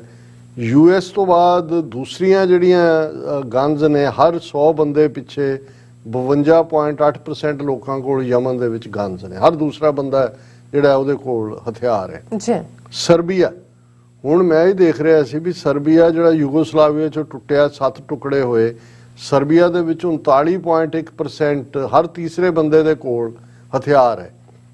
ਮੌਂਟੀਨੀਗਰੋ ਉਸ ਤੋਂ ਵੀ ਛੋਟਾ, ਜਿਹੜਾ ਫਰਦਰ ਟੁੱਟਿਆ ਉਹਨਾਂ 'ਚੋਂ ਕੋਸੋਵੋ। ਮੌਂਟੀਨੀਗਰੋ 'ਚ ਵੀ ਜਿੰਨੇ ਸਰਬੀਆ ਦੇ ਵਿੱਚ ਹਥਿਆਰ ਨੇ 39.1% ਦੇ ਕੋਲ ਸਮਾਲ ਵੈਪਨ, ਉਨੇ ਇੱਕ ਮੌਂਟੀਨੀਗਰੋ ਕੋਲ ਨੇ। ਫਿਰ ਉਰੂਗਵੇ, ਉਹਦੇ ਮੈਂ ਹਿਸਟਰੀ ਤੋਂ ਵਾਕਿਫ ਨਹੀਂ ਹੈ, 34.7% ਵੈਪਨ। ਕੈਨੇਡਾ, ਹੁਣ ਇੱਕ ਪਾਸੇ ਕੈਨੇਡਾ ਦੇ ਵਿੱਚ ਹਾਲਾਂ ਉਹਨਾਂ ਦਾ ਅਮਰੀਕਾ ਉਹਨਾਂ ਦੀ ਡਿਫੈਂਸ ਛਤਰੀ ਹੈ, ਨਿਊਕਲੀਅਰ ਵੀ ਨਹੀਂ ਹੈ ਕੈਨੇਡਾ, ਲੇਕਿਨ ਕੈਨੇਡਾ ਦੁਨੀਆ 'ਚ ਹਥਿਆਰਾਂ ਦੇ ਮਾਮਲੇ 'ਚ 6ਵੇਂ ਨੰਬਰ ਤੇ ਹੈ। 34.7% ਲੋਕਾਂ ਕੋਲ, ਹਰ ਤੀਸਰਾ ਕੈਨੇਡੀਅਨ ਜਿਹੜਾ ਉਹਦੇ ਕੋਲ ਫਾਇਰ ਆਰਮ ਹੈ, ਉਹਦੇ ਕੋਲ ਹਥਿਆਰ ਹੈ। ਸਾਈਪਰਸ ਛੋਟਾ ਜਿਹਾ, ਉਹਨਾਂ ਦਾ ਝਗੜਾ ਵੀ ਵਿੱਚ ਹੀ ਟਰਕੀ ਔਰ ਗ੍ਰੀਸ ਦੇ ਨਾਲ। 34% ਜਿਹੜੇ ਨੇ ਲੋਕ ਉਹ ਉਹਨਾਂ ਦੇ ਕੋਲ ਵੈਪਨ ਹੈ। ਫਿਨਲੈਂਡ 32.4%। ਲੈਬਨਾਨ, ਚਲੋ ਇਹ ਤਾਂ ਜਦੋਂ ਤੋਂ ਅਸੀਂ ਜੰਮੇ ਹੈ ਉਦੋਂ ਤੋਂ ਹੀ ਲੈਬਨਾਨ ਦੇ ਵਿੱਚ ਕੁਛ ਨਾ ਕੁਛ, ਉੱਥੇ ਵੀ 31.9%। ਉਹਨਾਂ ਨੂੰ ਲੱਗਾ ਵੀ ਇਧਰਲੇ ਨੇ ਉਧਰਲੇ ਨੇ, ਹਰ ਤੀਸਰੇ ਬੰਦੇ ਨੇ 31.9%। ਆਈਸਲੈਂਡ ਇਹਨੇ। ਸੋ ਮੈਂ ਇਹ ਕਹਿ ਰਿਹਾ ਕਿ ਇਹ ਸਿਵਲਾਈਜ਼ਡ ਸੁਸਾਇਟੀਜ਼ ਦੇ ਵਿੱਚ ਜਿੱਥੇ ਬੜੀਆਂ ਕੈਪੇਬਲ ਫੋਰਸਿਸ ਨੇ, 911 ਕਾਲ ਕਰੋ, ਹਰ ਜਿਹੜਾ 2 ਮਿੰਟ ਦੇ ਵਿੱਚ ਉਹ ਆ ਜਾ, ਇਹਦੇ ਬਾਵਜੂਦ ਉਹਨਾਂ ਦੇ ਕਾਨੂੰਨ ਇਹ ਹੱਕ ਦਿੰਦੇ ਨੇ ਕਿ ਵੀ ਸਿਟੀਜ਼ਨਸ ਕੋਲ ਆਪਣੇ ਡਿਫੈਂਸ ਨੂੰ ਕਰਨ ਦਾ ਹੱਕ ਹੈ। ਤੇ ਉੱਥੇ ਜਿੱਥੇ ਇੰਨੀ ਲਾਲੈਸ ਸੁਸਾਇਟੀ ਹੈ, ਜਿਨ੍ਹਾਂ ਦੇ ਕੋਲ ਜਿਨ੍ਹਾਂ ਨੇ ਵੈਪਨ ਰੱਖੇ, ਉਹਦਾ ਉਹ ਦਿੰਦੇ ਨੇ ਲਾਇਸੈਂਸ ਫੀ, ਔਰ ਦੂਸਰੀ ਐਵੇਂ ਤਾਂ ਨਹੀਂ ਰੱਖੇ, ਉਹਨਾਂ ਨੂੰ ਆਪਣੀ ਸੇਫਟੀ ਦਾ ਡਰ ਹੈ। ਔਰ ਹੁਣ ਪੰਜਾਬ ਭਾਰਤ ਦੇ ਵਿੱਚ ਜਿੱਥੇ ਲਾਇਸੈਂਸਡ ਵੈਪਨ ਨੇ, ਤੀਸਰਾ ਸੂਬਾ ਹੈ ਹਥਿਆਰਾਂ ਦੇ ਲਿਹਾਜ਼ ਨਾਲ, 3rd ਜਿਨ੍ਹਾਂ ਦੇ ਕੋਲ ਹੈ। ਔਰ ਇਹ ਉਹਨਾਂ ਦੇ ਡਾਇਰੈਕਟਰ ਜਨਰਲ ਪੁਲਿਸ ਦਾ ਇਹ ਕਹਿਣਾ ਕਿ many licences have wrong address. It means ਆਉਣ ਵਾਲੇ ਮਹੀਨਿਆਂ ਦੇ, ਉਹ 3 ਮਹੀਨੇ ਦਾ ਟਾਈਮ ਦਿੱਤਾ ਗਿਆ, 3 ਮਹੀਨੇ ਦੇ ਵਿੱਚ ਆਉਣ ਵਾਲੇ ਪੀਰੀਅਡ 'ਚ ਅਸੀਂ ਦੇਖਾਂਗੇ ਬਹੁਤ ਸਾਰੇ ਜਿਹੜੇ ਜੈਨੂਇਨ ਲਾਇਸੈਂਸ ਨੇ ਉਹਨਾਂ ਨੂੰ ਇੱਕ ਵੈਰੀਫਿਕੇਸ਼ਨ 'ਚ ਪਾ ਦੇਣਗੇ। ਤੁਸੀਂ ਕਹੀ ਜਾਓ ਜੀ ਕਿ ਠੀਕ ਹੈ, ਪਹਿਲਾਂ ਅਸੀਂ ਇਸ ਐਡਰੈਸ ਤੇ ਰਹਿੰਦੇ ਸੀ, ਹੁਣ ਇਹਦੇ ਤੇ ਆ ਗਏ ਲਾਇਸੈਂਸ ਤੇ ਸਾਡਾ। ਉਹਨਾਂ ਨੇ ਕਹਿਣਾ ਜੀ ਜਾਓ ਐਫੀਡੇਵਿਟ ਦਿਓ, ਵਕੀਲ ਲਿਆਓ, ਅਦਾਲਤਾਂ ਜਾਓ। ਮਤਲਬ ਇਹ ਹੈ ਵੀ ਤੁਹਾਨੂੰ ਡੀ ਵੈਪਨਾਈਜ਼ ਕਰਨਗੇ। ਔਰ ਕਲੋਜ਼ਿੰਗ ਦੇ ਵਿੱਚ ਅਸੀਂ ਰੂਹਾਨੀ ਵਿਚਾਰ ਗੁਰੂ ਅਰਜਨ ਸਾਹਿਬ ਦਾ ਹੀ ਇਹ ਸ਼ਬਦ ਚੱਲ ਰਿਹਾ ਹੈ ਸ੍ਰੀ ਰਾਗ ਦੇ ਵਿੱਚ। ਔਰ ਇਸ ਨੂੰ ਰਾਗੀ ਸਿੰਘ ਘੱਟੋ ਘੱਟ ਬੜੇ ਕਾਮਨ, ਜਦੋਂ ਅਸੀਂ ਦੇਖਦੇ ਹਾਂ ਜਿਹੜੇ ਪਪੂਲਰ ਸ਼ਬਦ ਹੁੰਦੇ ਨੇ, ਸੰਗਤ ਵੀ ਨਾਲ ਪੜ੍ਹ ਰਹੀ ਹੁੰਦੀ ਹੈ। ਸਭ ਸ੍ਰਿਸ਼ਟ ਸੇਵੇ ਦਿਨ ਰਾਤ ਜਿਉ, ਦੇ ਕੰਨ ਸੁਣੋ ਅਰਦਾਸ ਜਿਉ, ਠੋਕ ਵਜਾਏ ਸਭ ਡਿਠਿਆ, ਤੁਸ ਆਪੇ ਲੈਨ ਛਡਾਏ ਜਿਉ। ਕਿ ਹੇ ਵਾਹਿਗੁਰੂ, ਸਾਰੀ ਸ੍ਰਿਸ਼ਟੀ, ਸਾਰੀ ਕਾਇਨਾਤ ਦਿਨ ਰਾਤ ਤੈਨੂੰ ਯਾਦ ਕਰਦੀ ਹੈ। ਤੇ ਜਦੋਂ ਸਾਰੀ ਕਾਇਨਾਤ ਯਾਦ ਕਰਦੀ ਹੈ ਕਿ ਕੰਨ ਜ਼ਰਾ ਮੇਰੇ ਨੇੜੇ ਕਰੋ, ਮੇਰੀ ਵੀ ਅਰਜ਼ ਸੁਣੋ, ਮੇਰੀ ਵੀ ਅਰਦਾਸ ਸੁਣੋ। ਮੈਂ ਚਾਰੋਂ ਚਾਰ ਚਫੇਰੇ ਠੋਕ ਵਜਾਏ ਸਭ ਡਿਠਿਆ, ਮੈਂ ਸਾਰਿਆਂ ਨੂੰ ਦੇਖ ਲਿਆ, ਕੋਈ ਮੇਰੇ ਲਈ ਬੌੜੀ ਨਹੀਂ ਕਰਦਾ। ਤੁਸ ਆਪੇ ਲੈਨ ਛਡਾਏ ਜਿਉ। ਹੇ ਵਾਹਿਗੁਰੂ, ਤੂੰ ਆਪ ਹੀ ਕਿਰਪਾ ਕਰਕੇ ਮੈਨੂੰ ਇਸ ਮਾਇਆ ਦੀ ਜਕੜ ਚੋਂ ਛੁਡਾ ਲੈ। ਹੁਣ ਹੁਕਮ ਹੋਆ ਮਿਹਰਬਾਨ ਦਾ, ਪੈ ਕੋਏ ਨਾ ਕਿਸੈ ਰੰਜਾਣ ਦਾ, ਸਭ ਸੁਖਾਲੀ ਉਠਿਆ, ਇਹ ਹੋਆ ਹਲੇਮੀ ਰਾਜ ਜਿਉ। ਇਸ ਤੁਕ ਨੂੰ ਤਾਂ ਮੇਰਾ ਅਕਸਰ ਲੈਕਚਰ ਦਾ ਐਂਡ ਇਹਦੇ ਨਾਲ ਹੁੰਦਾ ਹੈ, ਕਿਉਂਕਿ ਜਦੋਂ ਖਾਲਿਸਤਾਨ ਦੇ ਕਨਸੈਪਟ ਦੀ ਗੱਲ ਹੁੰਦੀ ਹੈ ਤਾਂ ਮੇਰਾ ਹਮੇਸ਼ਾ ਹੀ ਇਹ ਹੁੰਦਾ ਹੈ ਕਿ ਗੁਰੂ ਅਰਜਨ ਸਾਹਿਬ ਨੇ ਖਾਲਿਸਤਾਨ ਦਾ ਕਨਸਟੀਟਿਊਸ਼ਨ ਦਿੱਤਾ ਹੋਇਆ ਹੈ। ਇਸ ਤੁਕ ਨੂੰ ਹੀ ਜੇ ਇੰਟਰਪ੍ਰੇਟ ਕੀਤਾ ਜਾਏ, ਹੁਣ ਹੁਕਮ ਹੋਆ ਮਿਹਰਬਾਨ ਦਾ ਪੈ ਕੋਈ ਨਾ ਕਿਸੇ ਰਈਆਣ ਦਾ, ਇਹ ਲਫ਼ਜ਼ ਜਿਹੜਾ ਉਹ ਬੜਾ ਯੂਨੀਕ ਹੈ। ਸਾਡਾ ਗੁਰੂ ਗ੍ਰੰਥ ਸਾਹਿਬ ਦੀ ਬਾਣੀ 'ਚ ਵੀ ਜਿੱਥੇ ਆਉਂਦਾ ਹੈ ਅਸੀਂ ਉਹਨੂੰ ਰੰਝਾਣ ਦਾ ਕਈ ਵਾਰੀ ਮੈਂ ਵੀ ਕਹਿਣਾ, ਲੇਕਿਨ ਜੇ ਠੀਕ ਉਚਾਰਨ ਹੋਏ ਤਾਂ ਰੰਝਾਣ ਦਾ ਹੈ ਕਿ ਇਹ ਵਾਹਿਗੁਰੂ ਦਾ ਹੁਕਮ ਹੈ, ਮਿਹਰਬਾਨ ਦਾ, ਉਸ ਦੀ ਰਜ਼ਾ ਹੈ ਕਿ ਐਸਾ ਸਿਸਟਮ ਜਿੱਥੇ ਕੋਈ ਕਿਸੇ ਨੂੰ ਤੰਗ ਨਾ ਕਰੇ।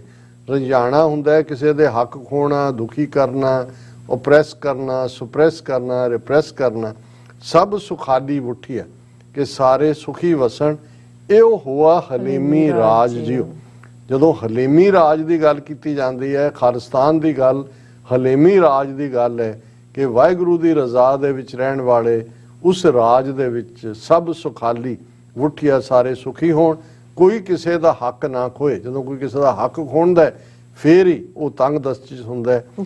ਝਿਮ ਝਿਮ ਅੰਮ੍ਰਿਤ ਵਰਸਦਾ, ਬੁਲਾਇਆ ਬੋਲੀ ਖਸਮ ਦਾ, ਬਹੁ ਮਾਣ ਕੀਆ ਤੁਧ ਉਪਰੇ, ਤੂੰ ਆਪੇ ਪਾਏ ਥਾਏ ਜਿਉ। ਕਿ ਹੇ ਵਾਹਿਗੁਰੂ, ਤੇਰੇ ਪਿਆਰ ਦਾ ਅੰਮ੍ਰਿਤ ਚਿਮ ਚਿਮ ਵਰਸਦਾ ਹੈ, ਚੱਤੇ ਪੈਰ ਵਰਸਦਾ ਹੈ, ਔਰ ਮੈਂ ਜੋ ਕਹਿ ਰਿਹਾ ਉਹ ਤੇਰੇ ਹੀ ਬੋਲ ਨੇ। ਤੂੰ ਜਿਵੇਂ ਮੇਰੇ ਤੋਂ ਬੁਲਾਉਂਦਾ, ਮੇਰੇ ਅੰਦਰ ਤੇਰੇ ਨਾਮ ਦਾ ਅੰਮ੍ਰਿਤ ਚਿਮ ਚਿਮ ਵਰਸਦਾ ਹੈ, ਤੇਰਾ ਬੁਲਾਇਆ ਮੈਂ ਬੋਲਦਾ। ਬਹੁ ਮਾਣ ਕੀਆ ਤੁਧ ਉਪਰੇ, ਤੂੰ ਆਪੇ ਪਾਏ ਥਾਏ ਜਿਉ। ਮੈਨੂੰ ਤੇਰੇ ਤੇ ਹੀ ਮਾਣ ਹੈ, ਮੈਂ ਤੇਰੇ ਤੋਂ ਬਹੁਤ ਮਾਣ ਕਰਦਾ, ਔਰ ਤੂੰ ਆਪ ਹੀ ਮੈਨੂੰ ਬੋਲਣ ਦਾ ਬਲ ਦਿੰਦਾ ਹੈ। ਤੂੰ ਆਪ ਹੀ, ਮੈਂ ਆਪਣਾ ਵਿਸ਼ਵਾਸ ਜਿਹੜਾ ਹੈ ਉਹ ਤੇਰੇ ਉੱਤੇ ਕੀਤਾ ਹੈ, ਤੇ ਤੂੰ ਮੈਨੂੰ ਐਕਸੈਪਟ ਕਰ ਲੈ, ਮੈਨੂੰ ਮਨਜ਼ੂਰ ਕਰ, ਥਾਂ ਆਪਣੇ ਕੋਲ ਰੱਖ। ਤੇਰਿਆਂ ਭਗਤਾਂ ਭੁੱਖ ਸਦ ਤੇਰੀਆਂ, ਹਰ ਲੋਚਾਂ ਪੂਰਨ ਮੇਰੀਆਂ, ਦੇਹੋ ਦਰਸ ਦੁਖ ਦਾਤਿਆ, ਮੈਂ ਗਲ ਵਿੱਚ ਲਹਿਓ ਮਿਲਾਏ ਜਿਉ।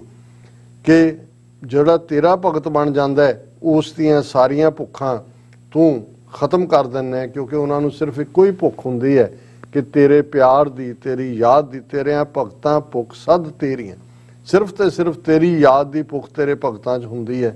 ਹੇ ਵਾਹਿਗੁਰੂ, ਇਹ ਭੁੱਖ ਵਾਲੀ ਮੇਰੀ ਲੋਚਾ ਨੂੰ ਪੂਰੀ ਕਰ, ਮੈਨੂੰ ਆਪਣੇ ਦਰਸ਼ਨ ਦੇ, ਹੇ ਸੁਖਦਾਤਾ। ਮੈਂ ਗਲ ਵਿੱਚ ਲਿਓ ਮਿਲਾਓ ਜਿਉ, ਕਿ ਮੈਨੂੰ ਆਪਣੇ ਗਲ ਨਾਲ ਲਾ ਲੈ, ਆਪਣੀ ਗਲਵਕੜੀ 'ਚ ਲੈ ਲੈ। ਤੁਧ ਜੀਵੜ ਅਵਰ ਨਾ ਭਾਲਿਆ, ਤੂੰ ਦੀਪ ਲੋ ਪੈ ਆਲਿਆ, ਤੂੰ ਥਾਨ ਥਨੰਤਰ ਰਵ ਰਿਹਾ, ਨਾਨਕ ਭਗਤਾਂ ਸੱਚ ਆਧਾਰ ਜਿਉ। ਪੰਜਵੇਂ ਨਾਨਕ ਗੁਰੂ ਅਰਜਨ ਸਾਹਿਬ ਫਰਮਾਉਂਦੇ ਨੇ ਕਿ ਮੈਂ 4 ਚਫੇਰੇ ਭਾਲ ਕੇ ਦੇਖ ਲਿਆ, ਤੇਰੇ ਵਰਗਾ ਕੋਈ ਨਹੀਂ ਹੈ। ਤੂੰ ਹੀ ਹਰ ਦੀਪ ਕੰਟੀਨੈਂਟ ਦੇ ਵਿੱਚ, ਆਈਲੈਂਡ ਦੇ ਵਿੱਚ, ਪਤਾਲਾਂ ਦੇ ਵਿੱਚ, ਹਰ ਥਾਂ ਤੂੰ ਹੀ ਵਸਦਾ ਹੈ। ਤੂੰ ਥਾਨ ਥਨੰਤਰ ਰਵ ਰਿਹਾ, ਤੂੰ ਹਰ ਥਾਂ ਦੇ ਉੱਤੇ ਰਵਿਆ ਹੋਇਆ।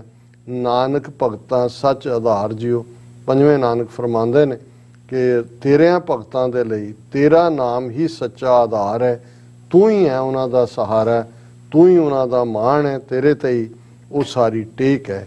ਇਹ ਅੱਜ ਦਾ ਵਿਚਾਰ ਹੈ ਜੀ। ਡਾਕਟਰ ਸਾਹਿਬ ਤੁਹਾਡਾ ਬਹੁਤ ਬਹੁਤ ਸ਼ੁਕਰੀਆ, ਤੁਸੀਂ ਅੱਜ ਦੇ ਐਵੇਂ ਸ਼ੁਰੂ ਤੇ ਅੱਜ ਦਾ ਵਿਚਾਰ ਸਾਡੇ ਦਰਸ਼ਕਾਂ ਨਾਲ ਸਾਂਝਾ ਕੀਤਾ। ਇਸ ਵਕਤ ਆਪਣੇ ਵਿਊਅਰਸ ਕੋਲ ਨੇ ਇਜਾਜ਼ਤ।